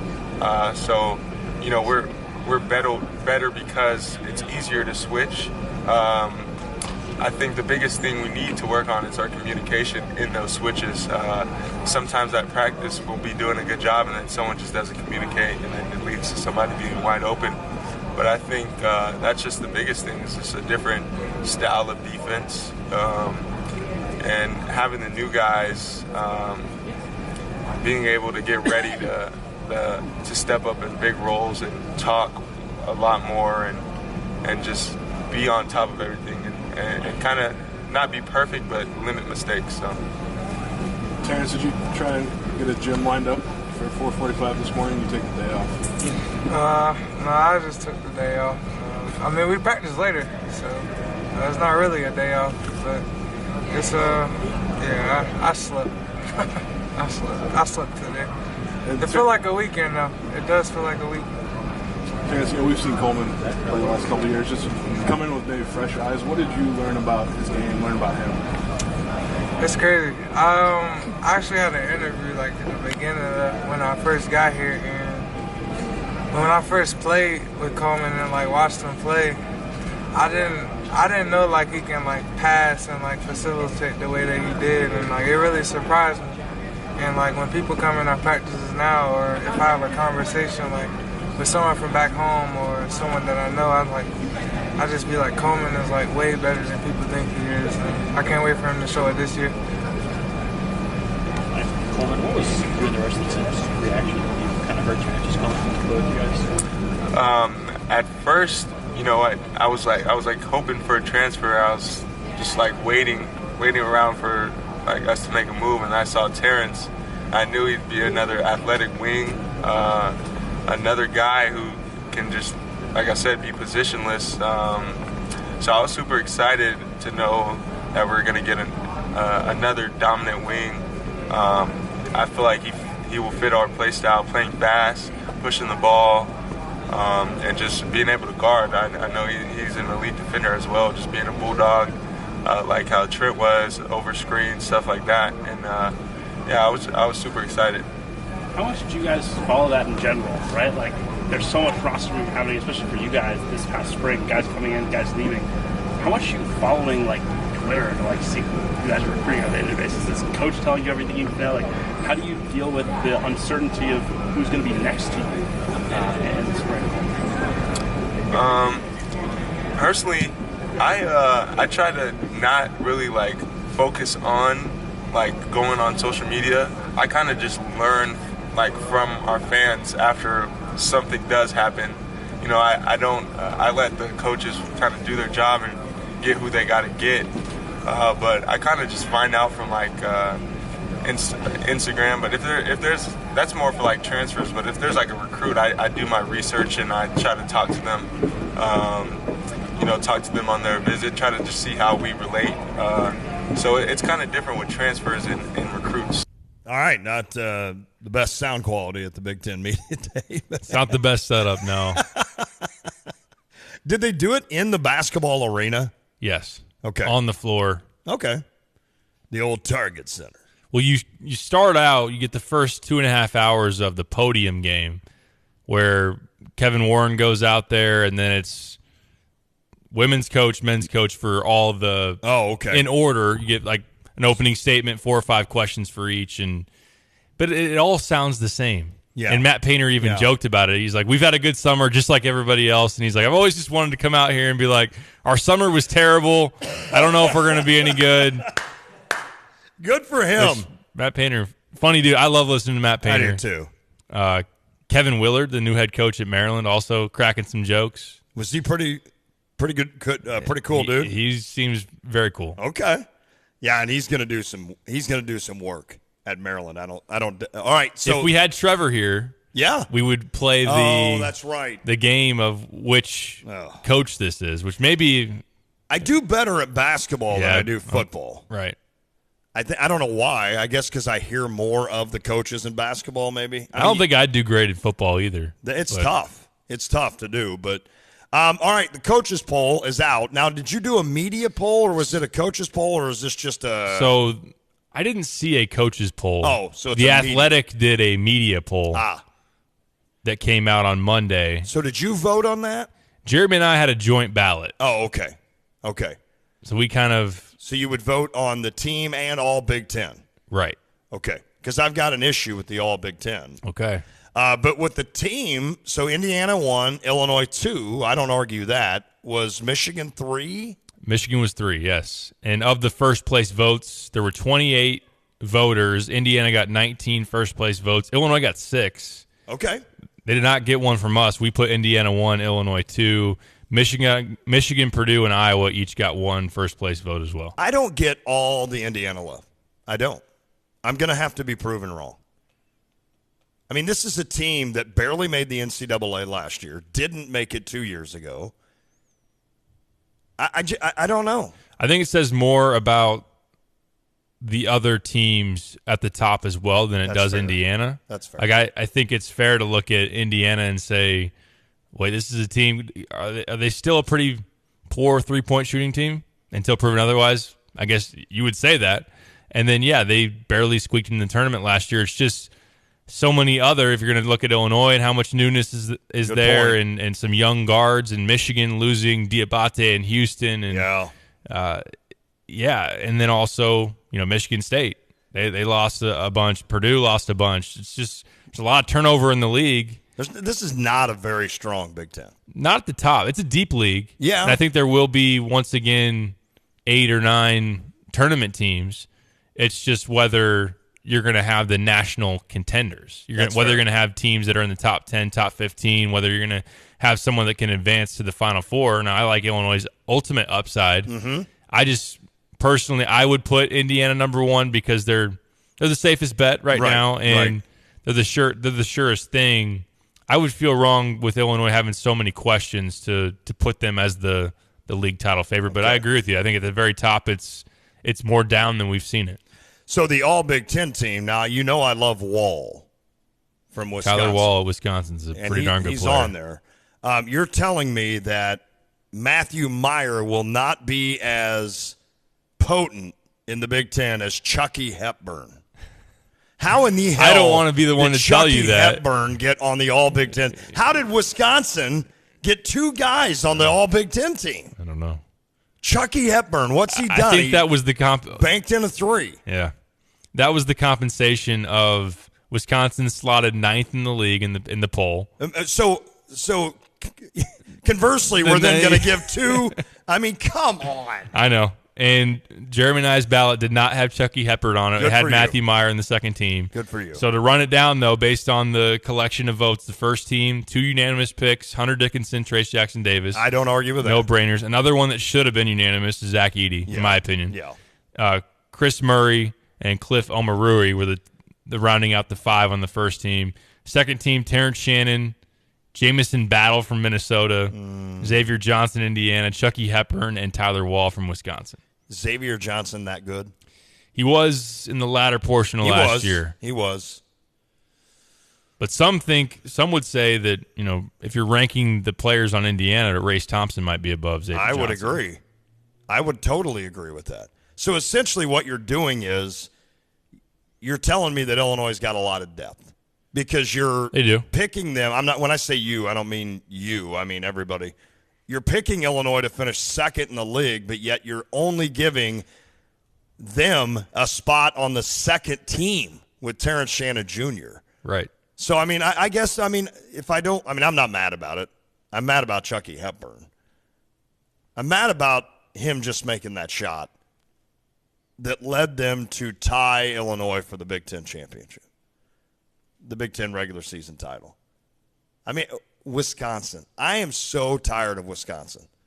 It is more past time for Wisconsin football and Wisconsin basketball to suck for about 5 years. I love that we pounded Wisconsin. They fired their coach. We'll see if Jim Leonard can do his thing. It is time for someone else to take over the role of the most, not hated, but like intriguing. Annoying. Good call. Kind of annoying. I mean, I was always on the cusp of taking that over. But I'm just tired of Wisconsin. They've had their Aaron Rodgers, he's about ready to retire. The Packers have done this forever. Think about people in Wisconsin and how great their life has been. So guess what? The Brewers are on the downslope. After Aaron Rodgers leaves, the Packers will be on a downslope. Wisconsin football now has been corralled by Illinois, and that's not going to change. And Wisconsin basketball is picked 9th. I mean, they're just going to be huge Bucks fans. That's right. Be all about the Giannis. Bucks are good. I mean, maybe Giannis will demand a trade because that's what stars in the NBA do. And then it'll just be the complete downfall of Wisconsin. Boom. I mean, think about being a guy, just you're a sports fan from Wisconsin in the last decade. Yeah. And how nice you've had it. I mean, the Brewers haven't won a World Series, but they've been really good. The Packers have been really good. The Bucks won a title. Packers won a title in the last decade, right? Wisconsin basketball went to 2 Final Fours. They always continue to win Big Ten titles. Wisconsin football goes to they win Big Ten West titles. They go to huge bowl games. That's 5 teams, and all 5 are good. And then you look at, like, Chicago. The White Sox are disheartening. The Bears suck. The Cubs sucked. The Blackhawks suck. Yep. The Bulls are decent. And Iowa's Sumu. Yeah, baby. Full circle back to Big Ten basketball. I mean, but of course, now NBA, Sumu named starting point guard going into the year. That's awesome, man. It's incredible. That is awesome. All right. I'll get off my soapbox. Isn't it funny, though, that for how long it was, wouldn't it be fun to be a Boston fan? Yeah.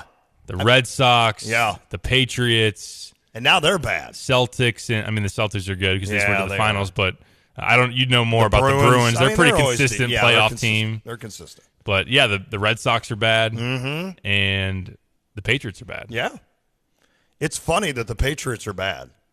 It's hilarious. I mean, it's just like, in fact, they're so boring that it's like we don't even like, I don't even exalt in the idea that they're bad. I'm just like, oh, the Patriots lost again. Sweet. Although they won last week against those. They dominated last week. They did. How Ramondre Stevenson or whatever went for 180 or something. Was it that much? I don't know, or something. I mean, the Lions don't have a defense. No. The Hard Knocks buzz has worn off in a hurry. Have they started that with the Cardinals yet? I think it'll be mid-season. Mid-season, okay. Got to get DeAndre back. Of course. I've stashed him on one of my fantasy teams. I need the reinforcements quick. As bad as my fantasy team is, I don't know why I didn't just take DeAndre Hopkins number 1. And just because I've stunk ever since anyway, I may as well have just taken him with my first-round pick. At least I would have him in Week 7. That's how bad it's been. Real quick before we go to break. Yeah. Later in the week, I know we're running out of time, but we should do a segment, Players Better Than Chucky Hepburn, and see how many we can get to prove wrong that he shouldn't be on the second team. I'm fine with that. I would definitely do that segment. We got to roll through the NFL tomorrow. We have to look at some MLB, and maybe we'll do a Chucky Hepburn segment. I think we're going to try to do a Minnesota interview, too. Oh, yeah. Yeah. Well, if we get 5 minutes, we can reel them off real quick. Yeah, I was going to say it shouldn't take that long. Or it shouldn't be that hard, to figure out who's better than Chucky Hepburn. I'll say that. All right, when we come back, Barry Lenny Jr. had some good stuff to say. It's about 3 minutes on the quarterback situation at Illinois and also the defense for Minnesota and how it compares to Iowa. And Hank Beatty, the Rochester kid, getting some big moments here for Illinois. He played a big part in that game against Iowa. If you noticed, he was returning those punts, which he had never done in his life at Rochester or elsewhere. So we'll hear a little bit from Hank Beatty and Barry Lenny Jr. We'll do a little segment on Illinois and Minnesota. Let's don't forget, man, we are 3 days away from a huge game in Memorial Stadium, and I cannot wait. Let's get it going. We're back. It is The Drive. If you want a steak, I mean a steak, prepared the way you want it, you've got to go to Long Branch Steakhouse. Hi, it's Jay Lehman. It's been over a year since I was introduced to Donnie at the Long Branch Steakhouse in Gifford. And when I want a great steak, that's where I go. And the sides, the Brussels sprouts, the mac and cheese, and the salad with Donnie's secret frog dressing. Long Branch Steakhouse in downtown Gifford. Open Wednesday through Saturday from 5 to 9 p.m.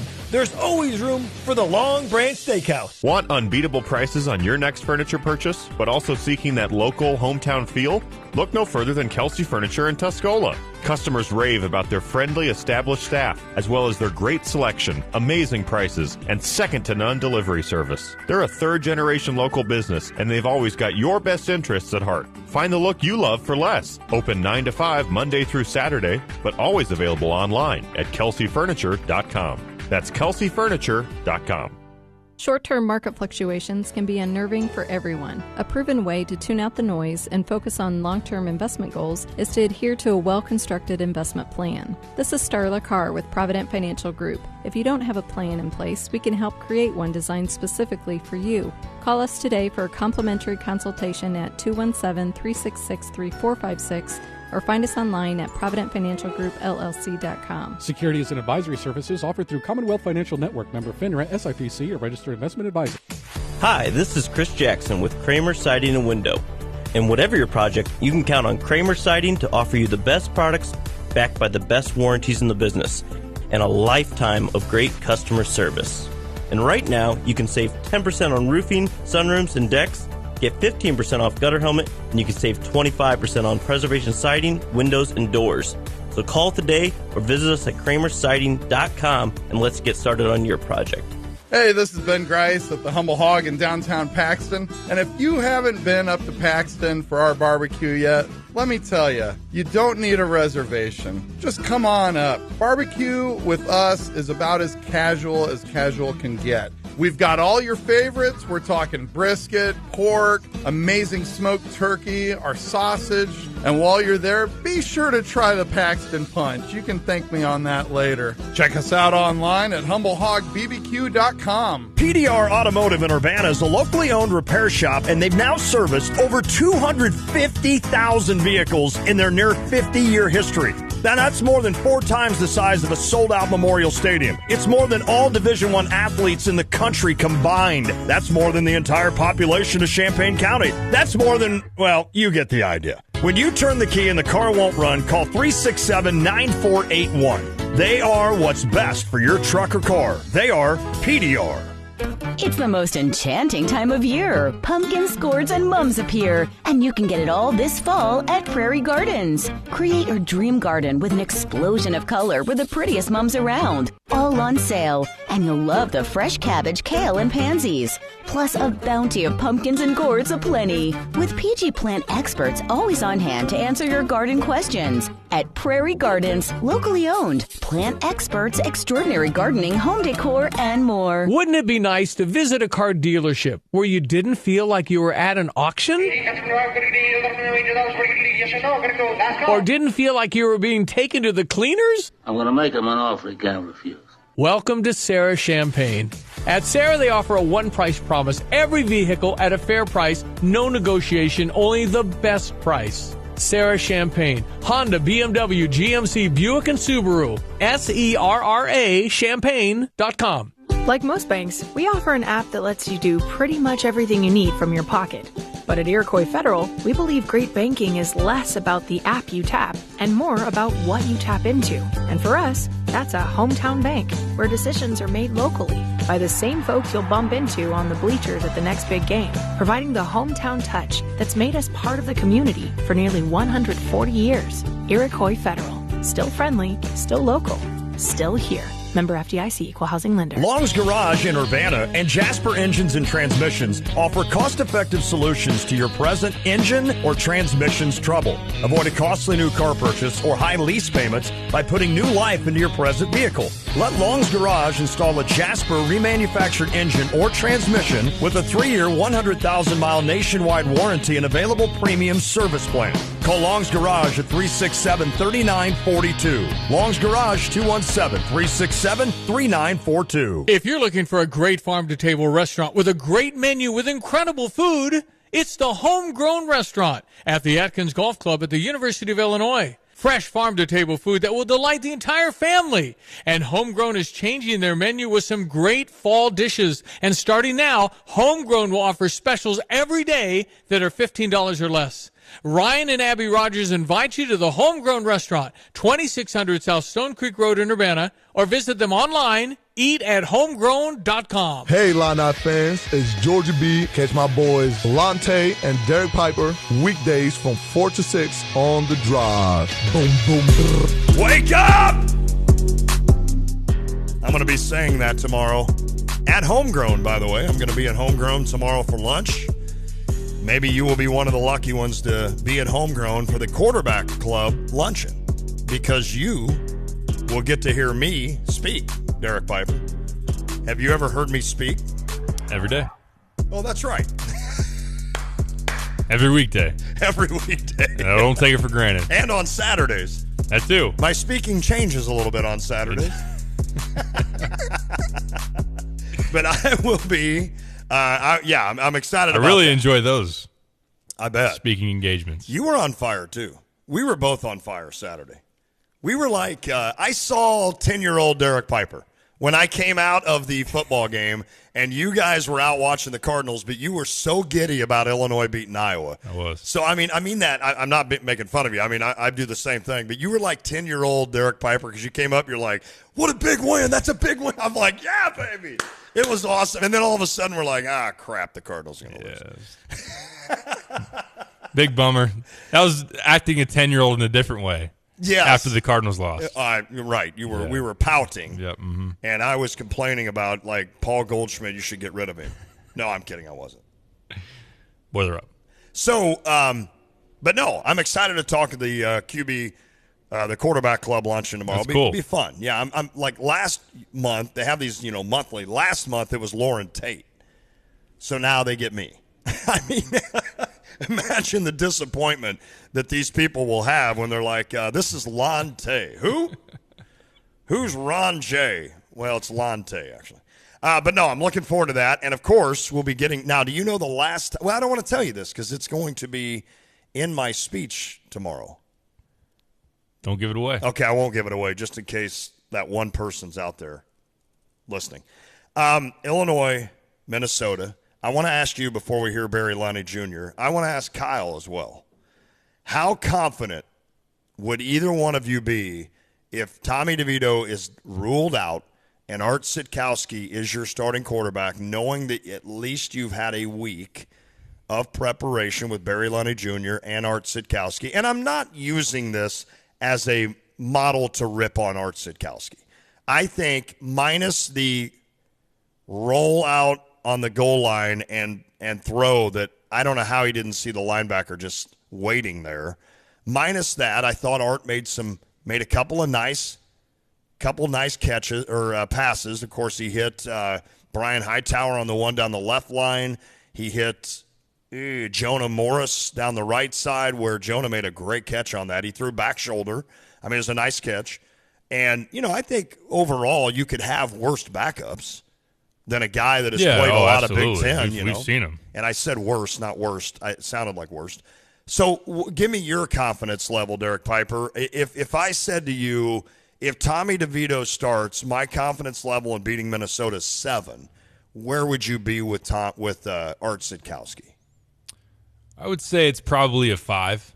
I think it's a toss-up game. Maybe I know that Vegas currently has Minnesota as a slight favorite, and I might actually lean that direction when you factor in the Isaiah injury as well. Maybe it's a 4. Okay. As well. I think it's tough. more of a 4. Maybe it's a 4 because it is a considerable or just a clear step back. Because what's unfortunate is each week as you progress forward, I've built more and more confidence in Tommy DeVito. Same here. And been more and more impressed with his ability to make some throws that can be down the sideline, that can move the chains, obviously. And we've said it week after week. He's decisive. He gets rid of the ball quickly. And this offense is just more opened up with him at quarterback. So he's proven to be that upgrade that Illinois has needed. And Art Sitkowski last year, you do have to factor in the injury with some of his struggles. Right. But he was okay against Iowa, the bad interception. Can he build on that now if he has a full week to really get ready as a starter and have some chemistry with these receivers? I could see that. But, it would be – I'm with you. Let's go from a 7 to about a 4. Okay. Part of it, the reason I'd be a 4 is that Minnesota's secondary is pretty good. Their 2 safeties accounted for 3 turnovers versus Purdue. They have a freshman last year that was Pro Football Focus freshman All-American at one cornerback. They have another one that just basically shut down your guy from Purdue who was at Iowa. Was Charlie Wilson. Is that right? Charlie Jones. Charlie Jones. I don't know why I keep saying Charlie Wilson. Was that like a Tom Hanks movie? Like Where Art Thou, Charlie Wilson or something? He's like some FBI guy. But anyway, I think like Minnesota's secondary is pretty good. And I worry that because of that, they're going to do what Illinois does. They're going to basically go island on those receivers, and especially if Art Sitkowski is the quarterback. So now what that means is they're going to pack up that middle and make it even harder for Chase Brown to run the football. Dare I say that you might need Josh McCray in this game, whereas you've gotten away with not having him. And I'm not saying McCray's better than Brown. He's not. I'm just saying you may need a second guy to pound through that Minnesota defense. Now, their defense isn't as good as Illinois when it comes to stopping the run, etc. But when you have the ability to island up on the outside and then pack the box, I think it's just going to make it harder. So I think that's where I'm kind of at with Art Sitkowski. If I'm saying Tommy DeVito is a 7 of my confidence level, then I'm going to give Art a 4. How about you, Kyle? What do you think? You've now watched enough of Tommy DeVito. You haven't seen as much of Art Sitkowski, of course, unless you watched games last year, which you probably did. So what do you think of, if I said to you, your confidence would be a 7 with Tommy DeVito starting, what would it be with Art Sitkowski? I'm with you guys probably at about a 4 or a 5. I just think this defense has proven that they can help you win more of an ugly game like they did against Iowa. Now, I don't think Minnesota's going to put up 6 points like Iowa did, obviously, but I just think with the way the defense is played, if you do commit to the run, you get Chase Brown his 30 carries, he's probably going to go over 100 again.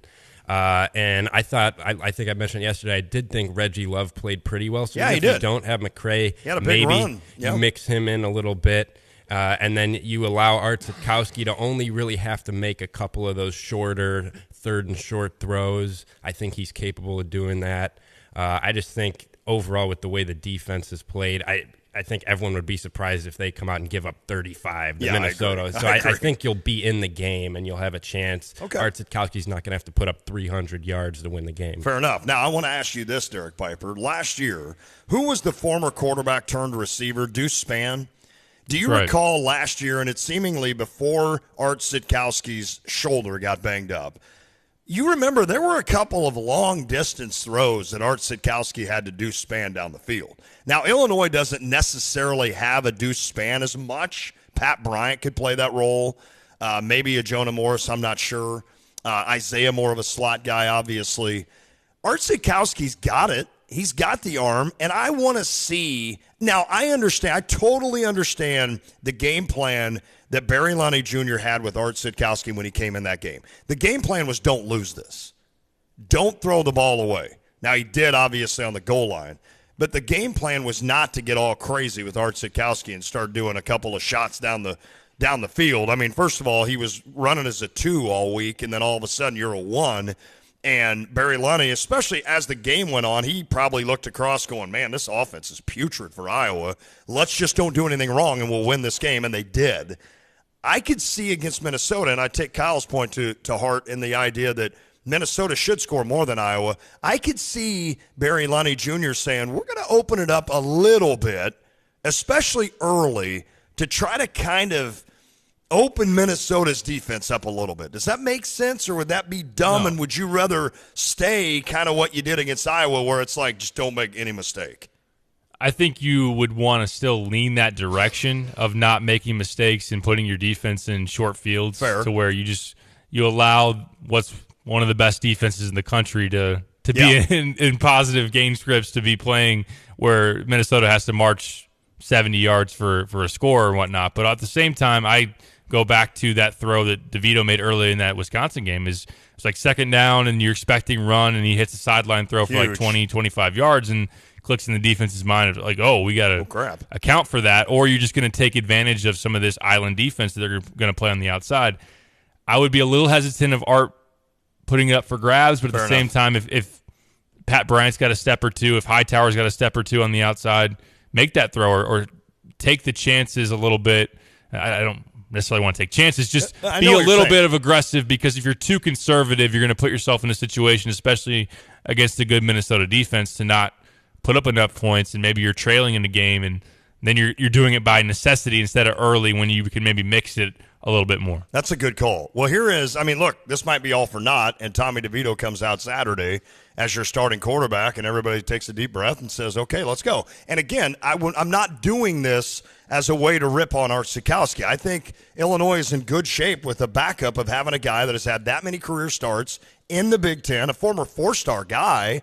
And, it's easy, I guess, to say that he did a couple of things wrong in that Iowa game, but you won the game. Right. I mean, last year he, especially towards the middle of the season before he got hurt in the Penn State game, the Penn State game for him was pretty rough. The Wisconsin game before that, was rough in general for Illinois, but he was like 8 for 27. And, he was 13 for 19 against Iowa, did throw the interception. Look, we would probably be having this conversation if we were talking about most other teams out there, is losing your starting quarterback, going to the next guy, and it's like, there's most likely going to be a step back. There's a reason one's starting, there's a reason the other's come off the bench. But to your point, the good thing is he has filled in for Illinois. He has played in the Big Ten, and it will be a big task, though, against Minnesota. Here's your offensive coordinator, Barry Lunny Jr. He's addressing early on about this starting role. I believe it's Jeremy Werner that asked the quick question about the quarterback situation. It's part of football. It's happened to me before. And you just trust the guy that I've watched the way Art and Ryan, for that matter, prepare during the course of the week. I watch that and see during practice and meetings, and like I told the guys at halftime on offense. I mean, there's nobody that prepares harder than Art Sitkowski as a 2. And there may be some guys that prepare as equally as well as he does, but there's nobody that prepares harder. And every game, during pre-practice or pre-game workout, we get in and run some plays with the team, with the twos, and every time he starts, right, this 30 minutes before kickoff on the field, hey guys, we're all one play away from being ready to have your opportunity. And this is not lip service for him. So I felt comfortable in light of the way that Art prepares and carries himself, of us continue to play within our game plan. As a play caller, how much did you change or not change when you threw a different guy there? Well, I think each guy, obviously, each of those guys has different strengths and weaknesses, and they are different players. But dramatically, not much. It's not dramatically different. It's more subtly different from the game plan. Maybe a certain movement pass or a certain RPO or what may be better for one than the other. But there was the difference was pretty negligible of what we could or couldn't do.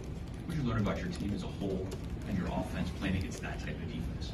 Yeah, obviously it was an incredible team victory, and I think we all know how our defense carried us in that game, and the way they rose up, and our special teams, and we were a part of that as well. The rushing for 200 yards against Iowa was a big deal. I thought our line and the backs and tight ends and our whole team, the way we played in the run game was, I think really a really good performance in that regard. But I think we saw that we have a gritty team that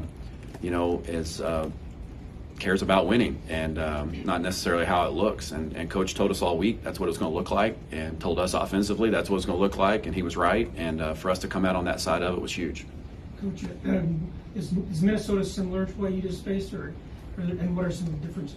Yeah, they are similar. Obviously, statistically, and where they are through this point of the season is incredibly impressive for what they've done, the way that they played defense, and very similar to Iowa from that regard. So where they are statistically, in Wisconsin for that matter, and so there are some similarities from a structure standpoint, but they also do have their nuances and their differences. And so you can watch that come about on film as you get going. So, but another very quality defense in our league that we're facing. It'll be a great challenge for us. There we go, and it definitely will be. And obviously, I think the one thing that I want to really reiterate is we talk about how good this Illinois defense is, Pipes. I was almost just as good. And so while it looked hard to get 4 yards against the Hawkeyes, I don't think it'll be that hard against Minnesota. I'm not saying they're not good.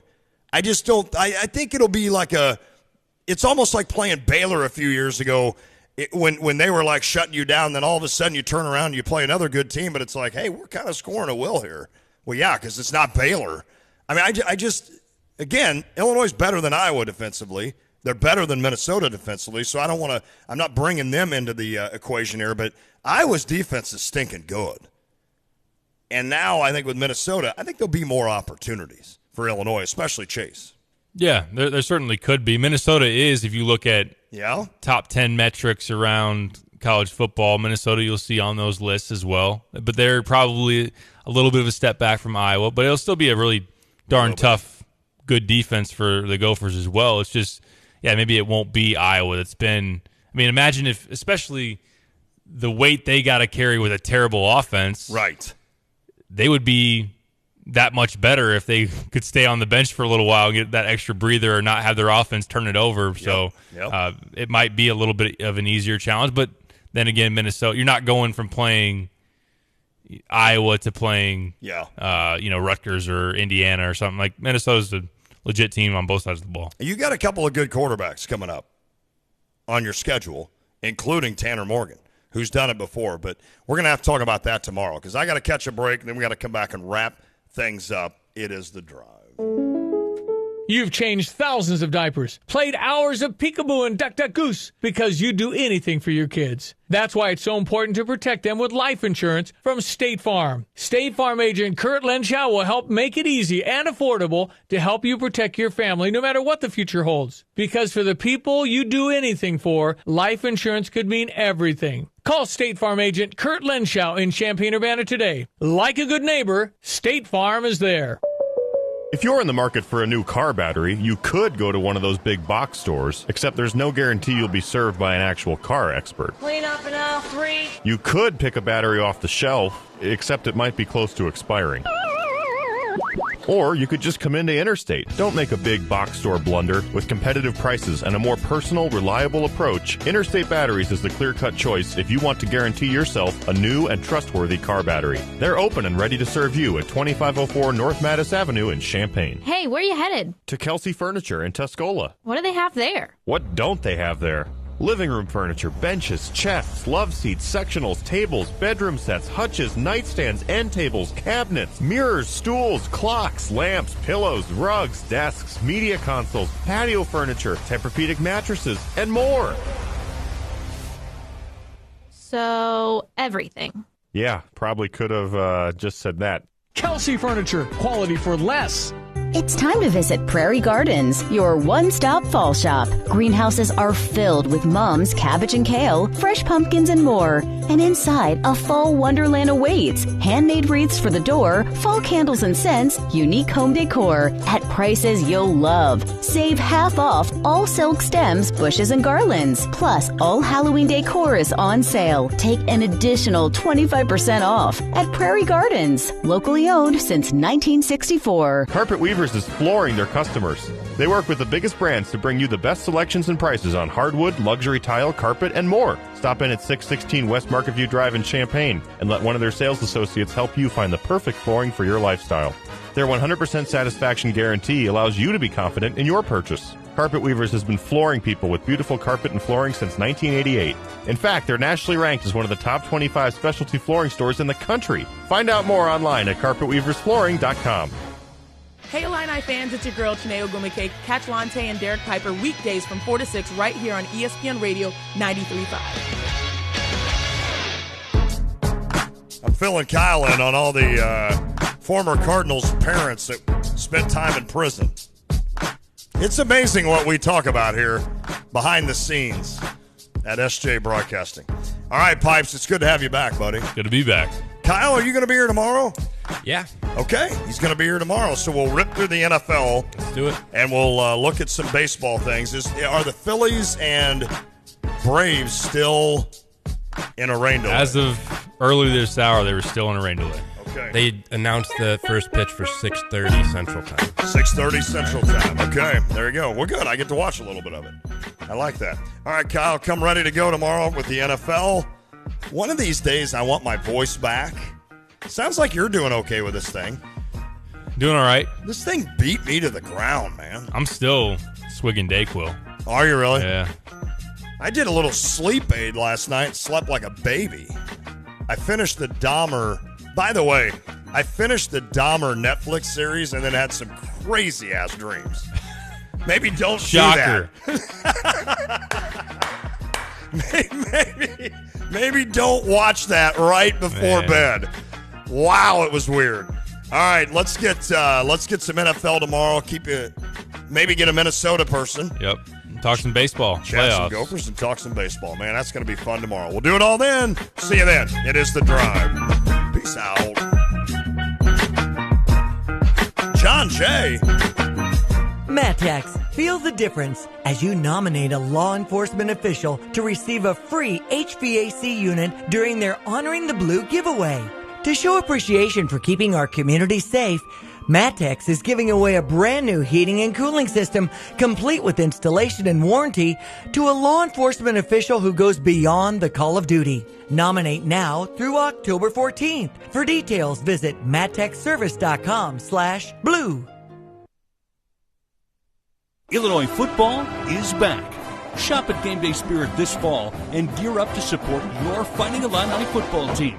With great football designs and brand new apparel from top brands, they're the one-stop shop to get everything you need this football season. Shop with them at the corner of Neal and Kirby in Champaign, 6th and Green in Campustown, and online 24/7 at GameDaySpirit.com. Game Day Spirit, where Illini fans shop. It's time to visit Prairie Gardens, your one-stop fall shop. Greenhouses are filled with mums, cabbage and kale, fresh pumpkins and more. And inside, a fall wonderland awaits. Handmade wreaths for the door, fall candles and scents, unique home decor at prices you'll love. Save half off all silk stems, bushes, and garlands. Plus, all Halloween decor is on sale. Take an additional 25% off at Prairie Gardens. Locally owned since 1964. Kelsey Furniture in downtown Tuscola sells Tempur-Pedic beds. What's it like? I'm going to tell you right now, Stevie, that thing is the best thing I've ever slept on in my life. My wife and I both have said we've never had better night's sleep. And the people at Kelsey's were fantastic. Brian is the guy that helped us. You know, as much as I did my research, he has a world of knowledge about beds themselves. Oh, man, it's like sleeping on a cloud, man. Kelsey Furniture, downtown Tuscola. Introducing Homegrown, a farm-to-table restaurant located at the Atkins Golf Club at the University of Illinois. What happens when your foundation is local, farm-to-table? It's like eating out of your own garden. Local food is fresher and tastes better, healthier. It creates community and better community health. And Homegrown has Chef Ryan Rogers, who worked at Alinea, one of the finest restaurants in America. Homegrown, a farm-to-table restaurant, brand new at the Atkins Golf Club. Just visit eatathomegrown.com. You're listening to WSJK ESPN 93.5 Tuscola, Champaign-Urbana, your home for the St. Louis Cardinals.